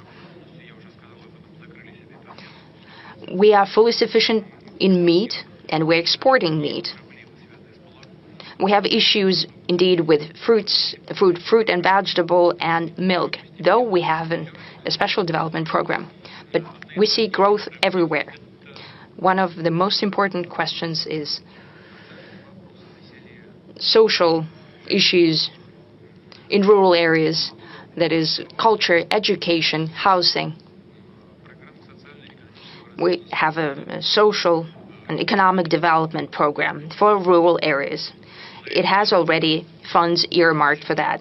Possibly that is not enough, but most importantly is to improve the level of life, the standard of living for people in rural areas and their income. That will solve all other questions, I'm sure. We'll move towards that goal. As for talent, indeed one of key issues. Traditionally, even back in Soviet times, we've dedicated great attention to human resources, and now the work in rural areas is already a business. And it's very interesting. It requires highly trained professionals at different levels in biology, chemistry, agronomes, and so on, geneticists. For example, as for genetics, it is a very important science, but now it's developing in the interests of agri-produce. It's showing greatest growth. I think it's very interesting. And we should talk about not only at such events once a year, but we need to talk about all the time. And to create conditions for young talent to go into those in those sectors of the economy. As for the state, it will do everything that's needed to engage new students. And the producers should also do what's being done in other industries to create conditions, to create specially targeted programs for new students to find the pool of talent, to ensure their work at the production, and to engage them in hands-on internships. All that together will help. We promised to the journalist in the mask. I have already taken my mask off. I travel by subway. Andrei Knyazev, Arguments of the Week from Uzbekistan, here as a volunteer and head of the studio of young students and bloggers, The World of the Young, Moscow. 45 years is the time I've spent in journalism. I started in Uzbekistan, and now here I see that paper journalism is dying out. Maybe such bloggers as Vlad Paper can help newspapers that are independent. They don't depend on the state or businesses. They depend on readers only. What do you think should be done for the weekly press not to go extinct? Because bloggers are not always smart, they're not always good. It's a short question. Now, another question that asks to many authorities, including Madam Zakharova, spokesperson of MFA, and she told me to go to Vladimir Putin, direct line. That's why I'm asking questions here. Many of our scientists and many people who see the future are telling us that within 10 or 12 years, the countries of Europe, Japan, the U.S. the U.S. and beyond the continent of America might land underwater, might be submerged in the water, and they will try to ask to resettle into our country, but they're against us. Maybe we should tell them ahead of time. It is a hypothetical situation, but there are such forecasts. I read a lot of newspapers, not some telegram channels and those liars and everything. That's my question.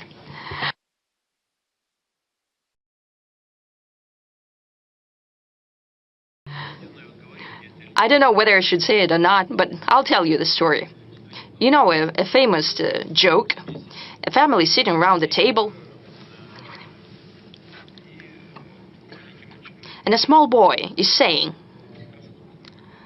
they're doing the crosswords, a word of 3 letters. His mom hits him on the head with a spoon. Why? The word is a house.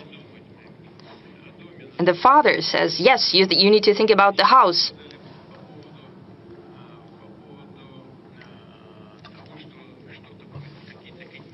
So you were talking about some continents going underwater, and they need to think what would happen to them. But you need to think about home, not about... I was listening to you so attentively. You're so energetic, but let me finish, please. Thank you.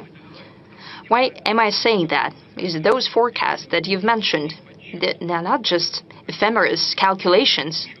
These are done by serious scientists. They're saying that the permafrost will defrost, and that's a tremendous hazard to the environment. There will be greater emissions of carbon, more than all cars around the world. And if permafrost melts, that means that the coastal regions of Russian Federation might be jeopardized as well. We have villages and settlements that are being on stilts, put in permafrost. It's already melting. We need to think about that. As for our coastal cities, including St. Petersburg, keep that in mind. Yes, we've built the dam there. That was the dream since the times of Peter I. But we need to think ahead. What will happen to coastal regions? We need to think about our home, first and foremost. What about paper? Yes. Hold on a second, please. If someone is going to resettle here, we have 2.3% unemployment. Basically, no unemployment. We have labor migration and issues in connection with that. We need to think about that as well. If we have a tremendous inflow, we need to consider that, where to settle people.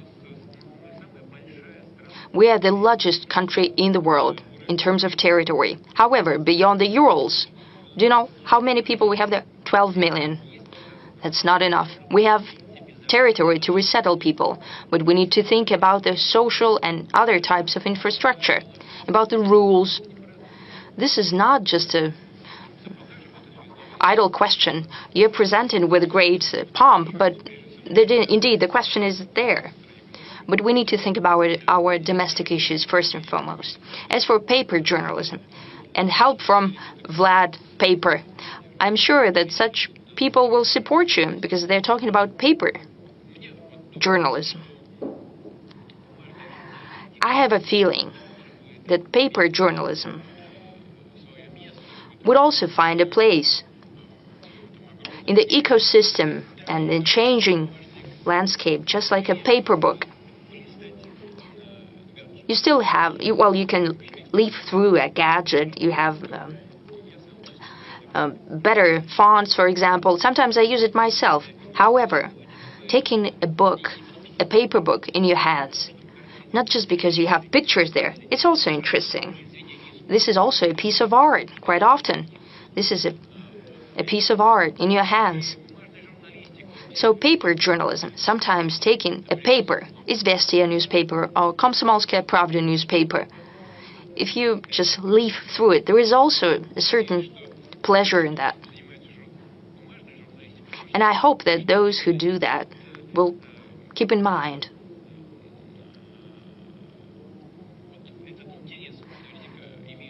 And I'm sure that there is interest from the public towards paper journals, but most important thing is the content. Whatever the vehicle whatever the media. But as Vlad, the paper said, most important is the content. And if a paper has decent and interesting content compared to some internet foam. Let's talk about health. This is one of the topics that's of great interest for Russians. It's ranking number 2. Lack of doctors in clinics, lack of drugs, and so on. I suggest we connect to Irina Sychova from Nizhny Novgorod. Your question. Mr. President, good afternoon. My name is Irina Sychova. I'm from Nizhny Novgorod city.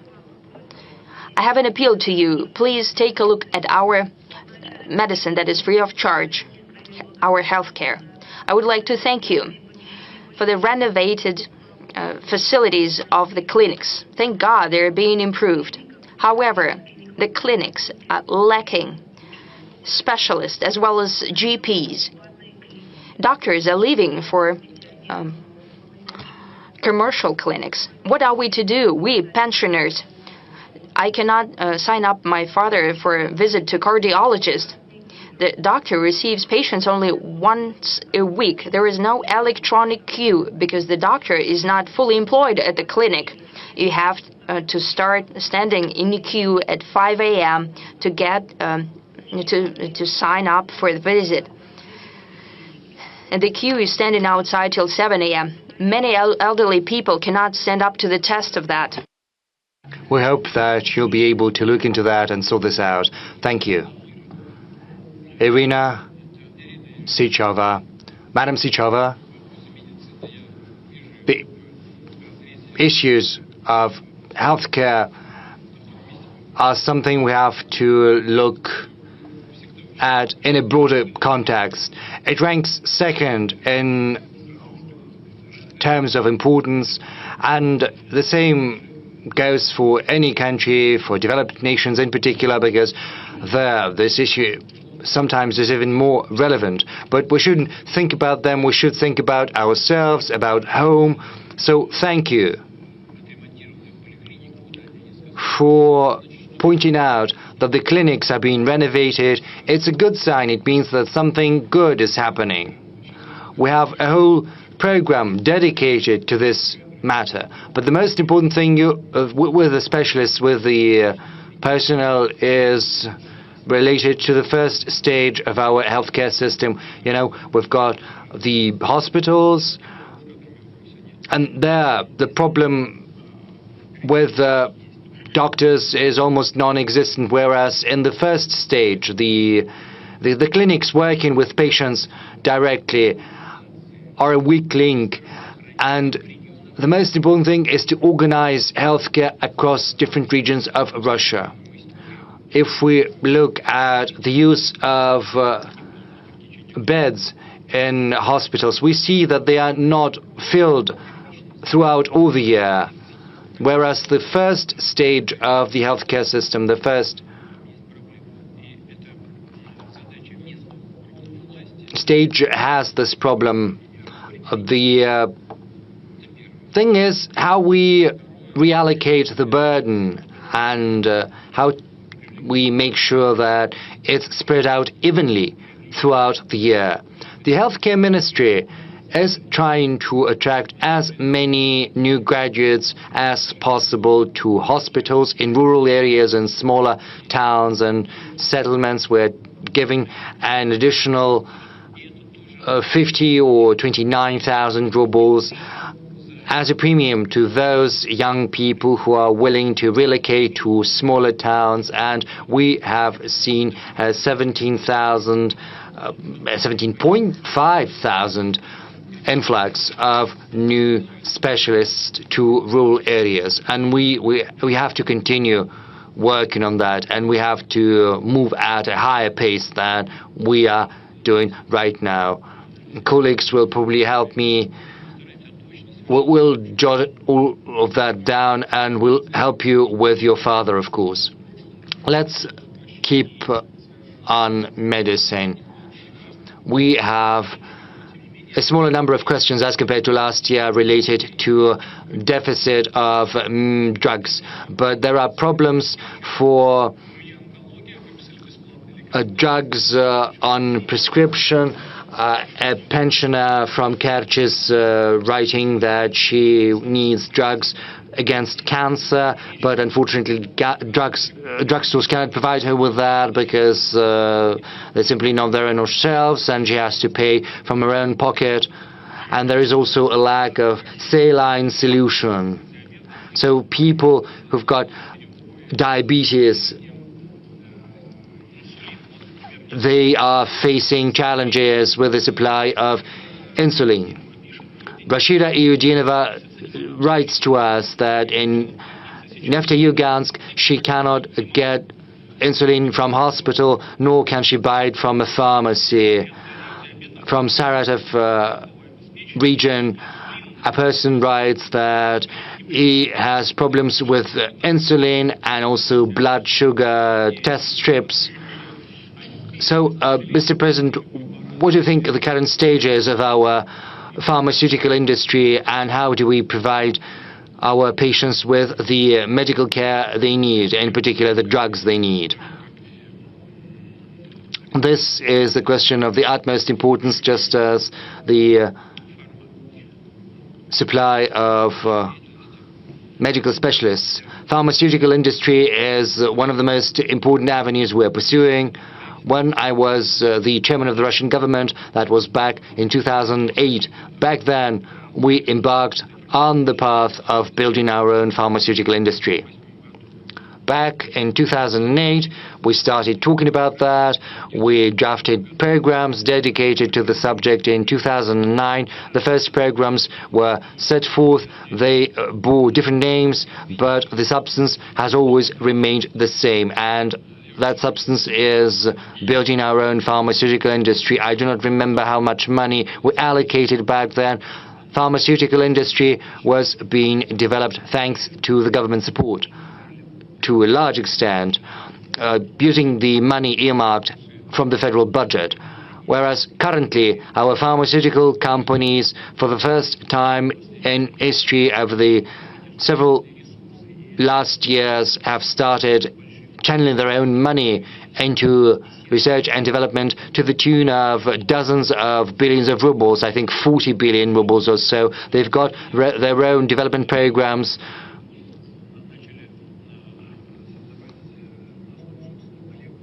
They are using their own formulas to create new medications.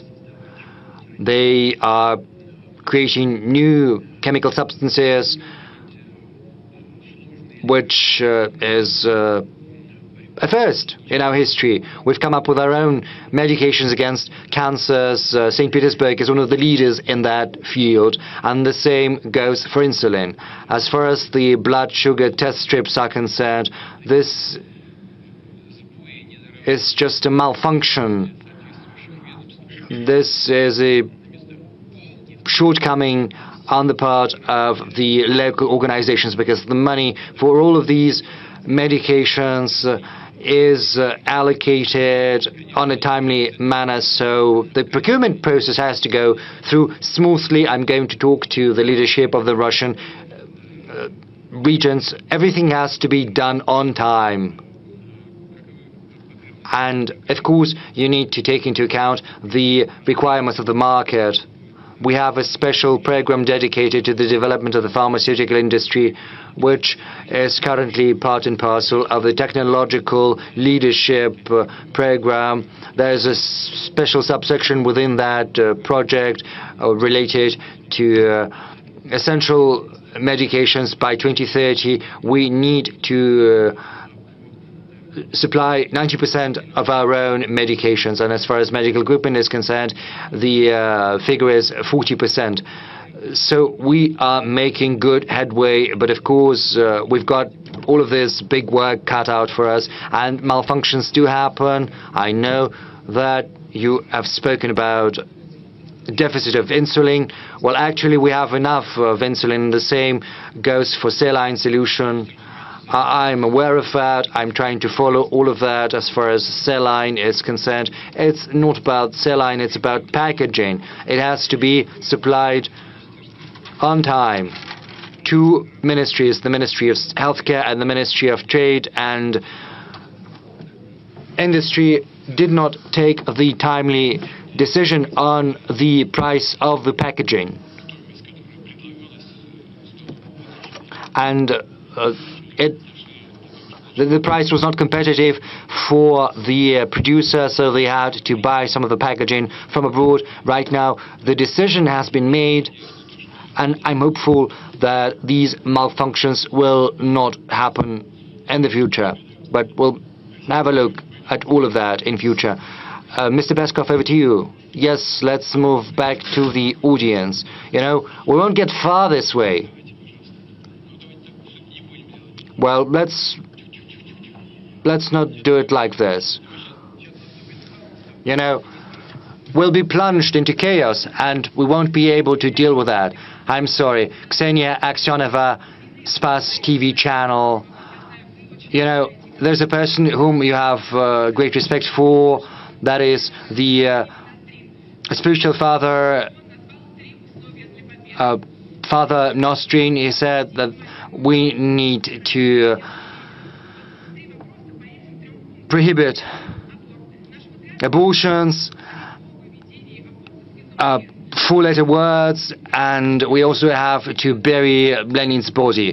The first thing, the patriarch has said that abortions have to be prohibited because they only mutilate the bodies of our people. Secondly, you have spoken about the four-letter words. You said that it's basically invoking dark forces, and I would like to ask you about dark forces because right now Russia is plunged into renaissance of occultism, readily available pornography, and people spend more money on pornographic websites and extrasense and spiritualist than on anything else. And the third component is burying Lenin. I'm not talking about the assessment of his activities, but about respecting the will of his family, because, you know, an embalmed body in a mausoleum is a godless tradition. What prevents us from burying the body of Vladimir Lenin? Well, I am confident that these are not the questions for the big press conference. These questions are very sensitive as far as abortions are concerned. Of course, we have to think about respecting religious convictions. They have to be protected, of course, on the one hand. On the other hand, we have to address the demographic issues, but we also have to think about the level of welfare of Russian families with children. We have to think about their future, and we also have to think about the right of women to make these decisions. This is a very sensitive matter we cannot address during the press conference. Nor can we address the issue of pornographic websites. You know, there are some people who are not happy with the fact that YouTube is being slowed down. I think porn websites are visited all across the world. It's as easy as ordering, you know, a beefsteak on the internet. I think it's an issue not just for us, but also for everyone. What can our response be? You know, there can be bans and prohibitions, but you always have to come up with an alternative. You have to come up with something which is more interesting than a porn site. Like, so that you go for an alternative, because, you know, you've been to a porn site and now you have to go for something more interesting, more passionate, something that causes greater interest. But in Russia, in particular, we shouldn't make any step that would drive a wedge in our society. This is what I think. But Ilya is correct, of course. I like him, and he told me that, and I listened to what he has to say. Let's move to the other sector. There's Kolesnikov. Yes, Andrei. Good afternoon, Andrei Kolesnikov, Kommersant newspaper. Good afternoon. Mr. President, it's been almost 3 years since the beginning of war. We've all changed profoundly. The war has changed each and every one of us. But what has changed inside you? Have you come to understand something about yourself? And another question, if you don't mind, maybe no one is going to ask that question. No one is asking it. Some time ago, Joe Biden, U.S. President, pardoned his son, Hunter Biden, who had been convicted for perjury and the course of buying weapons. Everyone has expressed their opinion on this subject, whereas you chose to keep mum. So what do you think about that? Can you comment on it? Silence is gold. That's what they say. Sometimes it's better not to say anything. Thank you for the question, incidentally. As for the pardon Joe Biden gave to his son, even though he had promised not to do that. This is a very delicate subject. We've got examples in our country's history. We know this famous painting, Ivan the Terrible and his son. We know about this painting. Maybe that's a legend, or maybe it's not, as is probably what happened to Peter the Great's son, Alexei. What happened to him? Maybe it's a legend, maybe it's not. Or what happened to Stalin? This was not a legend. When Stalin refused to swap his son Yakov for the German martial powers, he said he would not swap a soldier for a field marshal. And back then, even surrendering into captivity was considered a treason. And, the nation was on the verge of not a defeat, but a total annihilation, I would say, of the entire nation. So it was a matter of life and death, of survival of the nation. And the measures and policies taken to win were rigid, tough, and sometimes cruel. And given that sentiment that was supported by Stalin, he wasn't able to save his son. He said what he said and he did what he did, and his son was executed in a concentration camp. And Field Marshal Pauls was used during the Nuremberg trial, and no one expected to see him when he entered the courtroom. With respect to Biden,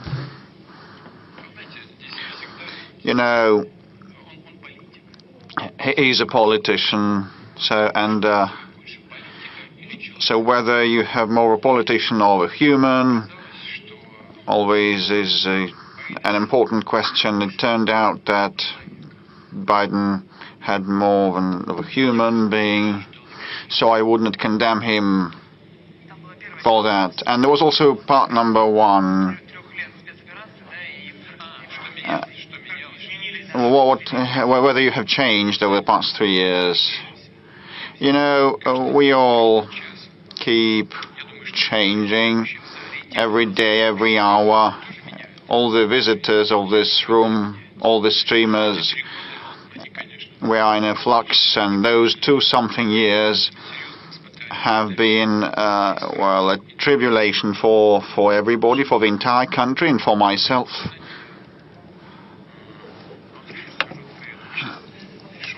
And we keep joking.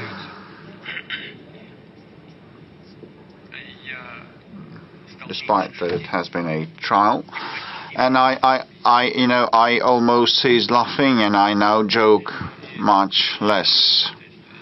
And there is also one more circumstance. I started improving the skills that I have in the search of key points and issues, and my concentration capability to resolve them. The opposite sector, I can see RBC news outlet. Will you pass the mic? Polina Himshashvili, RBC, as a follow-up on the question. You said that you now laugh and smile less. Could we return to February 2022? Would have changed your mind? Well, it is a hypothetical question. Had we had a chance to go back, looking with hindsight, knowing what is happening now, I would have thought probably back in 2022, I would have thought that the decision made in early 2022 ought to have been taken earlier. This is number one. And number two, well, we ought to have started getting ready for those developments and the special military operation before.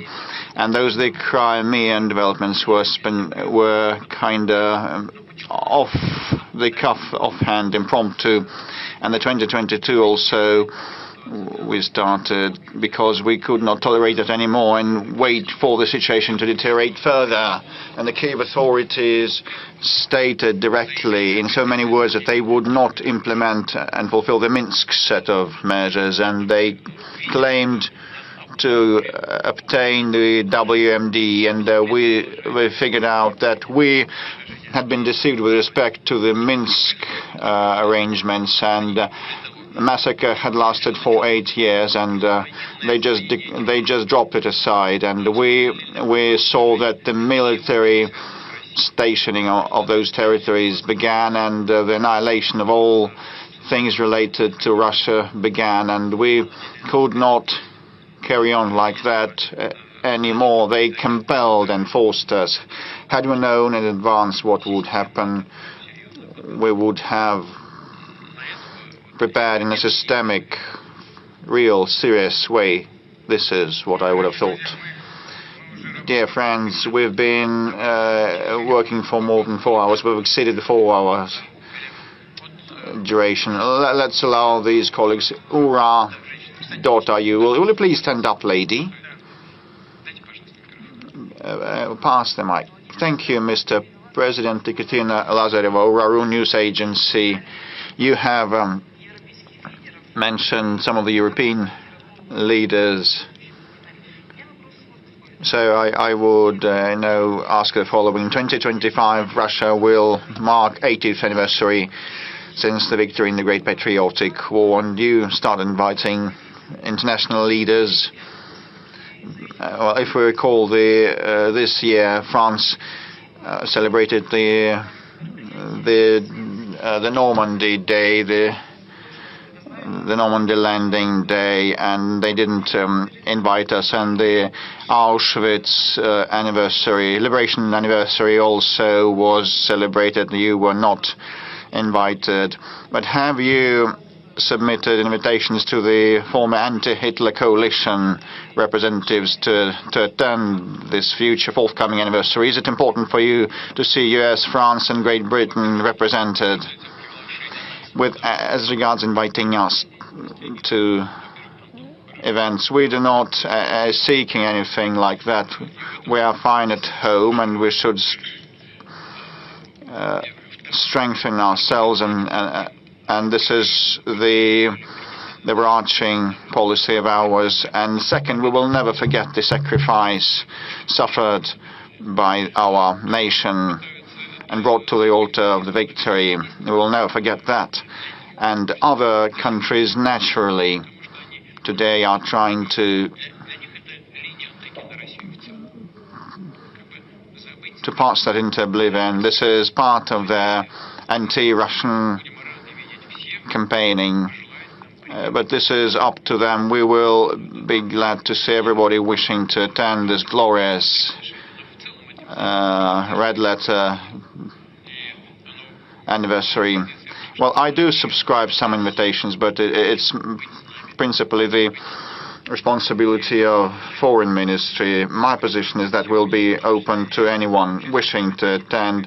We'll be glad to see everybody, included the anti-Hitler coalition members who back then contributed considerably to the victory over the Nazi Germany. The United States and Great Britain with their northern convoys, and there were very many feats and heroes there, and some of the veterans have survived to date, and the British sailors were heroes. And when they disembarked in France, in the north of France, the Americans also acted in heroic ways, but their casualties and their participation, their contribution is not comparable to ours. And the Soviet Union lost 27 million, the United States 500,000 people only, the United Kingdom less than 400,000 people. In the First World War they lost 1.5 million. Conversely, so the contribution had different weights, but their participation was important. And but when I became president, we repaid everything. The Lend-Lease debt. Also, the Americans recovered that from us in full. And we have repaid that despite so many years. But we appreciate the contribution of the allies, and we'll be glad to share the joy of victory with them. We have lots of questions still. Let's ask someone in the room. Please don't make that much noise, otherwise I will conclude. Yamal, I can see Yamal wishing to take the floor. Mr. President, good day. Yamal Media, Zhazdin, and the Western countries have imposed more than 40.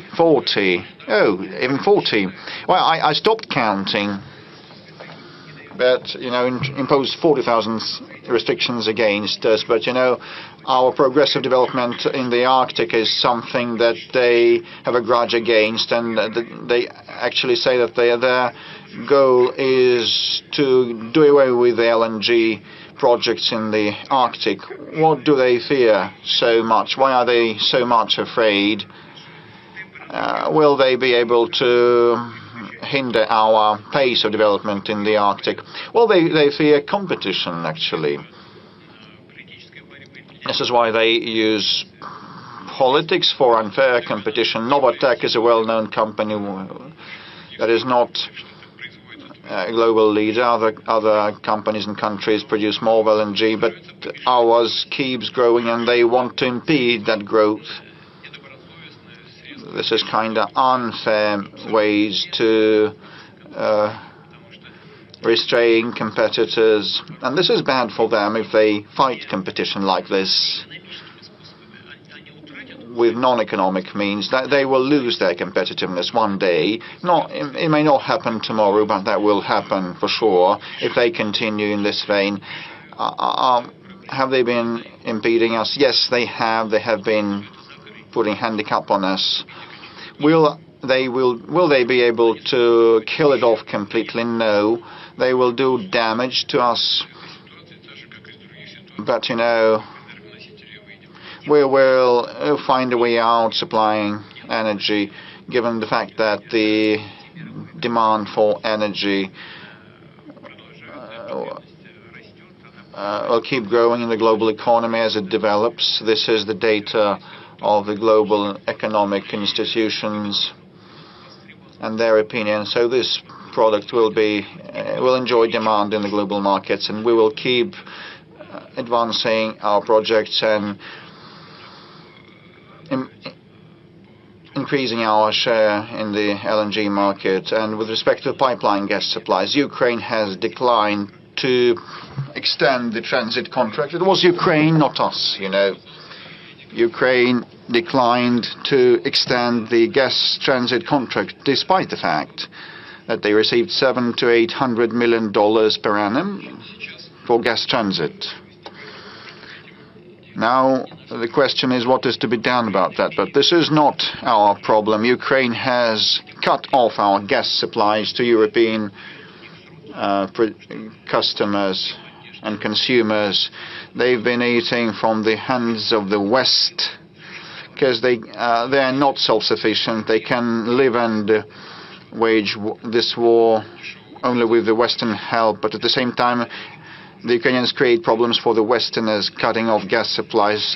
This contract will cease to exist. Okay, we can live with that, and Gazprom can live with that. And not only our special services reported to me that sabotage actors were detained in Slovakia, and maps were found on them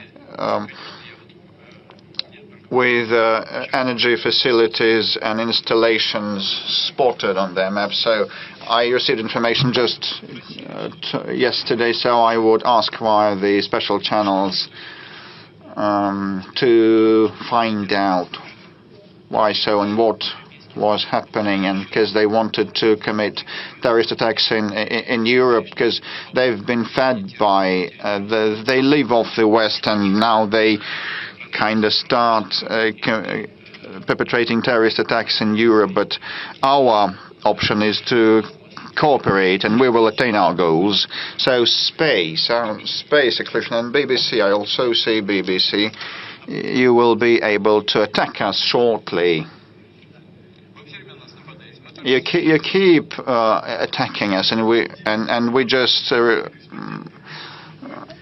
defend ourselves. Thank you.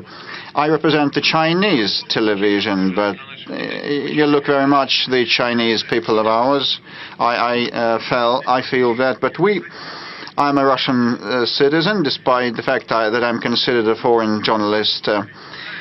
Let me start with a question from the state television of China, CGTN. Thanks to them, I'm employed, and so the question is, the program is titled Outcomes of the Year, and in the course of that year, you kept saying that the Chinese peaceful and peace-building initiatives are, I don't remember the exact quote that you said, that they're more workable and feasible than all other things by other intermediaries. If we cast everything aside, the West has exhausted the limit of trust, and Russia was deceived and duped by the European leaders. But if we speak in specific, concrete terms, and if Mr. Trump and his aide, Mr. Kellogg, keep saying that one can put an end to this war even before the inauguration on the 20th of January, but actually we're not now saying about acceding to NATO or not,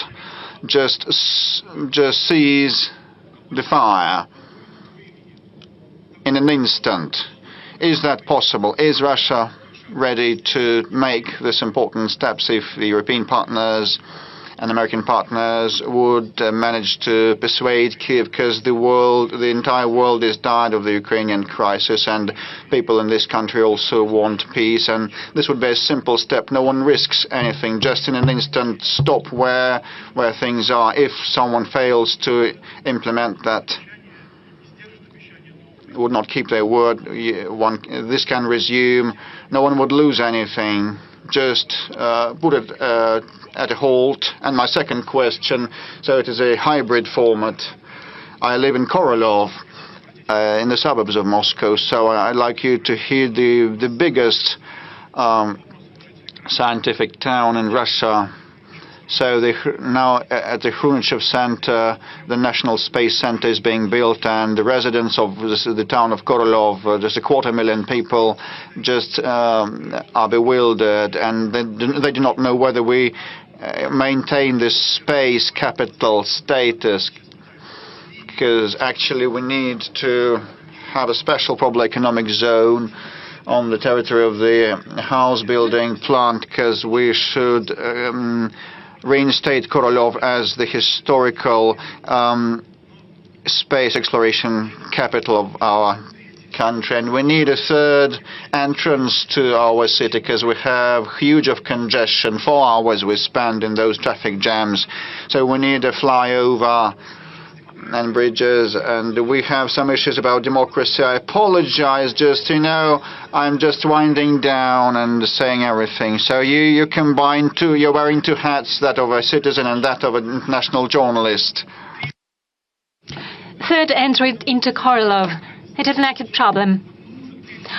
You probably know that we need it. We cannot spend so much time in the traffic jams. And I believe that the whole population of Korolov is applauding me right now. If you are able to resolve it, we will be just happy. I'm sorry for having taken so much time. Well, your employer wouldn't thank you for the second part of your question. It's not what he sent you here for, but you got my message correctly. You should think about your home. Well, actually, we raised the issue of the entry into Korolov. I remember it, I know it from our previous debates on the development of Korolov as a space capital of Russia. In Moscow, we are already constructing an important center. It is important for the development of the space industry, but the town of Korolov is a recognized center of space industry. I'm not going to go into detail, but Korolov, as a scientific town, undoubtedly deserves its due attention. I'll necessarily raise this issue with my colleagues, with those who deal with aviation and with space. There are different plans. The idea of establishing a special economic zone does have its justification and its reasons. I'm not going to pronounce the final judgment, but it is something we have to think about. And indeed, we should think of using the potential of the city. You are absolutely right in this regard. Now turning to the peace initiatives of the People's Republic of China and the People's Republic of Brazil, the South African Republic of South Africa. Why we find it important? It's because it is a sincere attempt to find a solution. From our point of view, this attempt is a balanced one, and it is not imposing anything on any of the parties, neither on Russia nor on Ukraine. And it has been done by neutral countries that don't interfere into the conflict like Western states do, that de facto fight against us with the hands of Ukrainians. So what they are proposing is something that we should think several times about, because they are a party to the conflict too. Well, about your proposal regarding the ceasefire, well, you know what's happening on the ground is attrition of the military equipment, munitions, and most importantly, the troops on the part of Ukrainian armed forces. We see the attrition. That's what's happening really on the battlefield. Our army is advancing. The adversary cannot get a foothold on and can entrench on the positions that it has left. They leave the areas, and even if they take over some areas, they cannot entrench in these regions. If we declare a ceasefire for a week, it will give our adversary the opportunity to entrench themselves, to receive munitions, which is very important, and something that is equally important from the point of view of training the troops. Well, right now they are simply recruiting people on the streets. They simply catch stray dogs, them like stray dogs. But stray dogs are at least put into special centers. And here they simply catch people in the streets and send them to the front line. That's what we see on the front line, on the battlefield. They are not trained properly.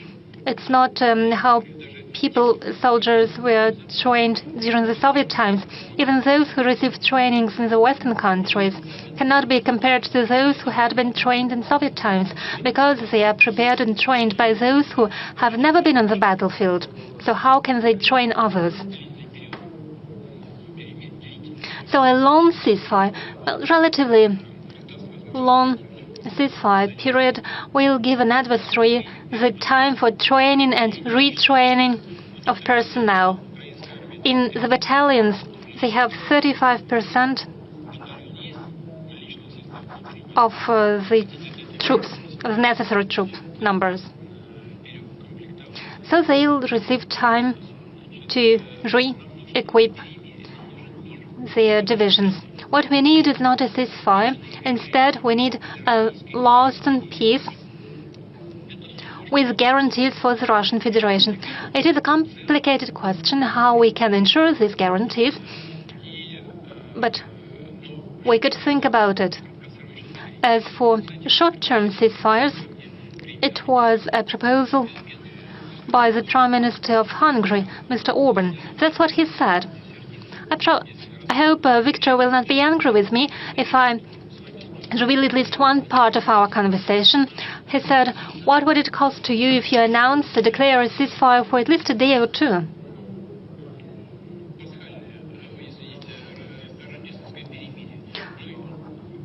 It could be a Christmas ceasefire. The adversary will not be able to accomplish anything with these 2 or 3 days. And I said, yes, probably you are right, but would you first talk to the Ukrainian side? At least 3 times did we agree to similar actions when it came to the navigation in the Black Sea, when it came to the energy infrastructure, and so on and so forth. Erdogan made proposals. Ask your president. He was a mediator, and as a mediator, he made a proposal. I said, I need time to think about it. Next day, I called him, and I said, okay, we agree. But next day, head of the Ukrainian regime said, no ceasefire, no talks. I called later on Erdogan, and he says, well, those are our partners. And now I asked Orban. He suggested a Christmas ceasefire, and he also proposed a prisoner exchange. I didn't say no. I said, well, I will have to think about it in principle, but go and ask them. He went and asked them. Next day, head of the regime said there would be no ceasefire and no prisoners exchange. That's the answer to your question. We've been on air for more than 4.5 hours. We are going to an end. Now, what is the BBC? They promised to attack us. Well, they do so without any promises. That's what they receive money for. Exactly 25 years ago, Boris Yeltsin resigned office, and he handed over the power to you, and he told you, stay on guard. 25 years later, would you say you have succeeded in it? Because from our part, we see significant losses during the so-called special military operation that you have declared. We see Ukrainian soldiers in the Kursk region. You criticize the NATO expansion and enlargement, but there is now a greater NATO presence at the Russian borderline. I mean in Sweden and Finland, we have demographic and economic problems. What do you think? Have you succeeded? Yes, I believe I have. I believe we have moved away from the brink of an abyss, because what happened to Russia before that and after that was leading us to a complete and total loss of our sovereignty. And without sovereignty, Russia cannot exist as an independent state. I would like to draw the attention to what you said about Boris Yeltsin. It looked good. One patted him on his shoulder. One preferred not to notice when he drank a bit more than he should. And he was warmly received in all Western circles. But when he raised his voice to protect Yugoslavia, when he said that it contradicted international law in the UN Charter, as soon as he said that it was unacceptable in modern Europe to attack Belgrade, the capital of a European state, without any sanctions imposed by the UN Security Council. Immediately was he persecuted, and immediately one started criticizing him. Don't you remember it?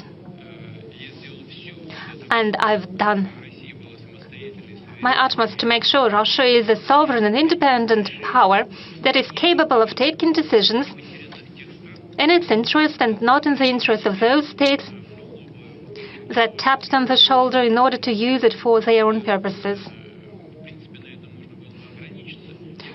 It's where I could stop my answer. I understand that you provided many arguments to substantiate your point of view. You mentioned inflation. Yes, we have inflation. We are going to fight against it. But we have good economic growth. We rank number 4 worldwide in terms of purchasing power parity. Please share it with your audience. We rank number 1 in Europe. We have left the UK behind. But we are ready to work with the UK if the UK wants to work with us. But if it's not the case, we can do without it. We can do without our former allies in the anti-Hitler coalition. Mr. President, there are many questions from the Russian citizens, so I suggest that we move on to the Blitz format. Do you have a personal dream? Of course I do. But it is a personal dream. May I please keep it to myself? A question from social networks. Alexandra Okupova asks, are you a happy person? Do you think it is a question for a Blitz? Shall I say yes or no? Well, how can I put it? Yes or no?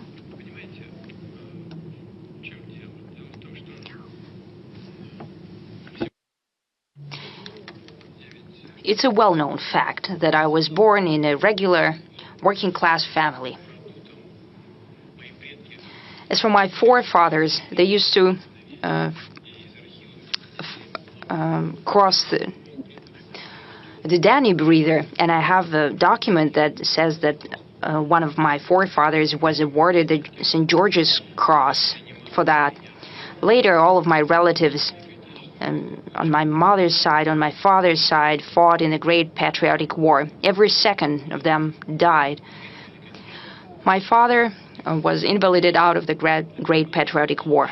I used to serve in Foreign Intelligence Service, so my work has always been connected to serving the motherland.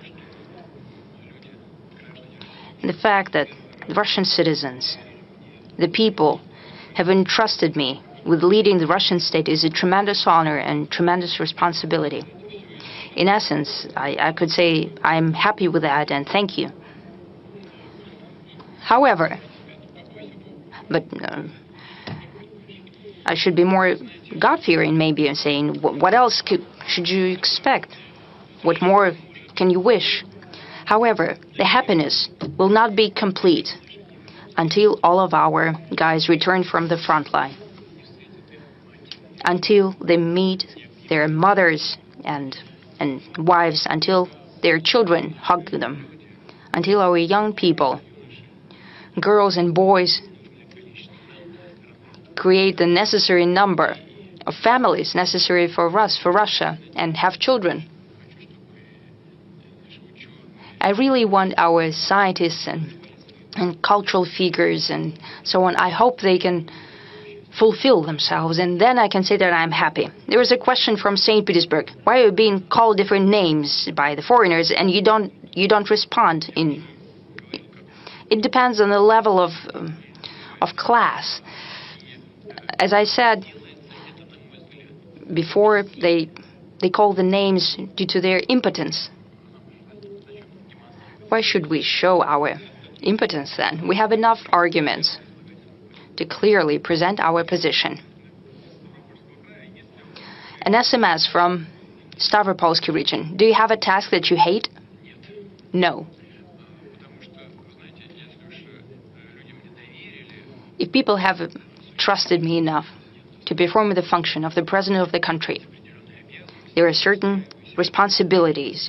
So I approach it in the way that I must perform them in full, giving it my all. But I know if I start hating something or not loving something that's part of my duties, then I will not achieve the necessary result. Therefore, I have created a mentality for myself that I need to do everything with pleasure. Novgorod region, whose portrait you have in your office? I don't have a portrait. I have an icon in one of my working offices. In another one, I have a bust sculpture of Lomonosov. Would you give political refuge to Zelensky because he will need it very soon? I don't think he will need it. It is quite possible. Well, I don't know how he will act. But quite possible, just like some people from the supreme leadership of Ukraine, they have traveled abroad. And quite possibly he will do so. People whose interests he's serving right now will take care of him. But if he appeared out of somewhere, like a jacket from a box, well, Russia does not refuse anyone. A question from Tatiana Kostychenko. What is Russia for you? This is a comprehensive question. Russia is a map. Just like any country, it's a tremendous territory. It's not only territory. This is history, culture, our customs and traditions. All of it is Russia. However, the most important thing is people.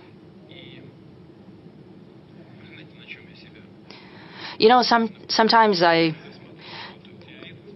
find myself, well, I don't often watch TV. I don't have quite enough time. I'm not on the internet a lot.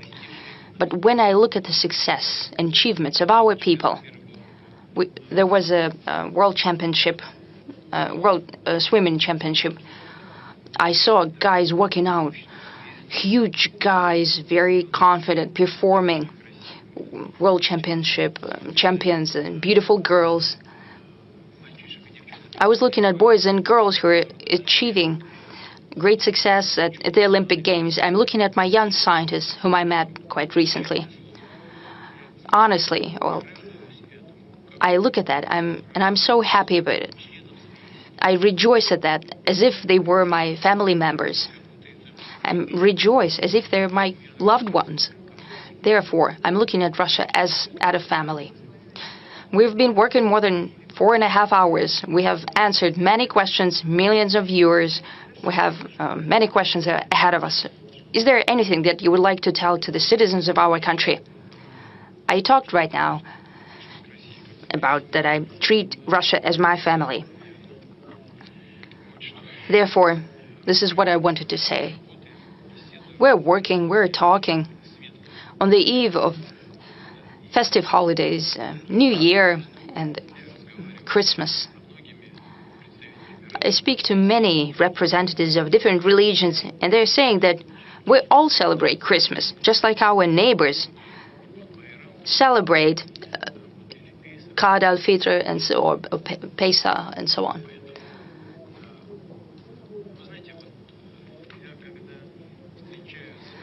When I meet with the representatives of different religions, I ask them, when you talk to people, just a regular conversation, what do people tell you? What do they regret? It's not naturally the secret of convention. But you know what people regret? They did not spend enough time with children, or did not dedicate enough attention to children. On the eve of the New Year, which is a family holiday, and especially Christmas, I would like to wish everyone to dedicate more attention to your loved ones. I would wish to all of you success, well-being, and health. Thank you.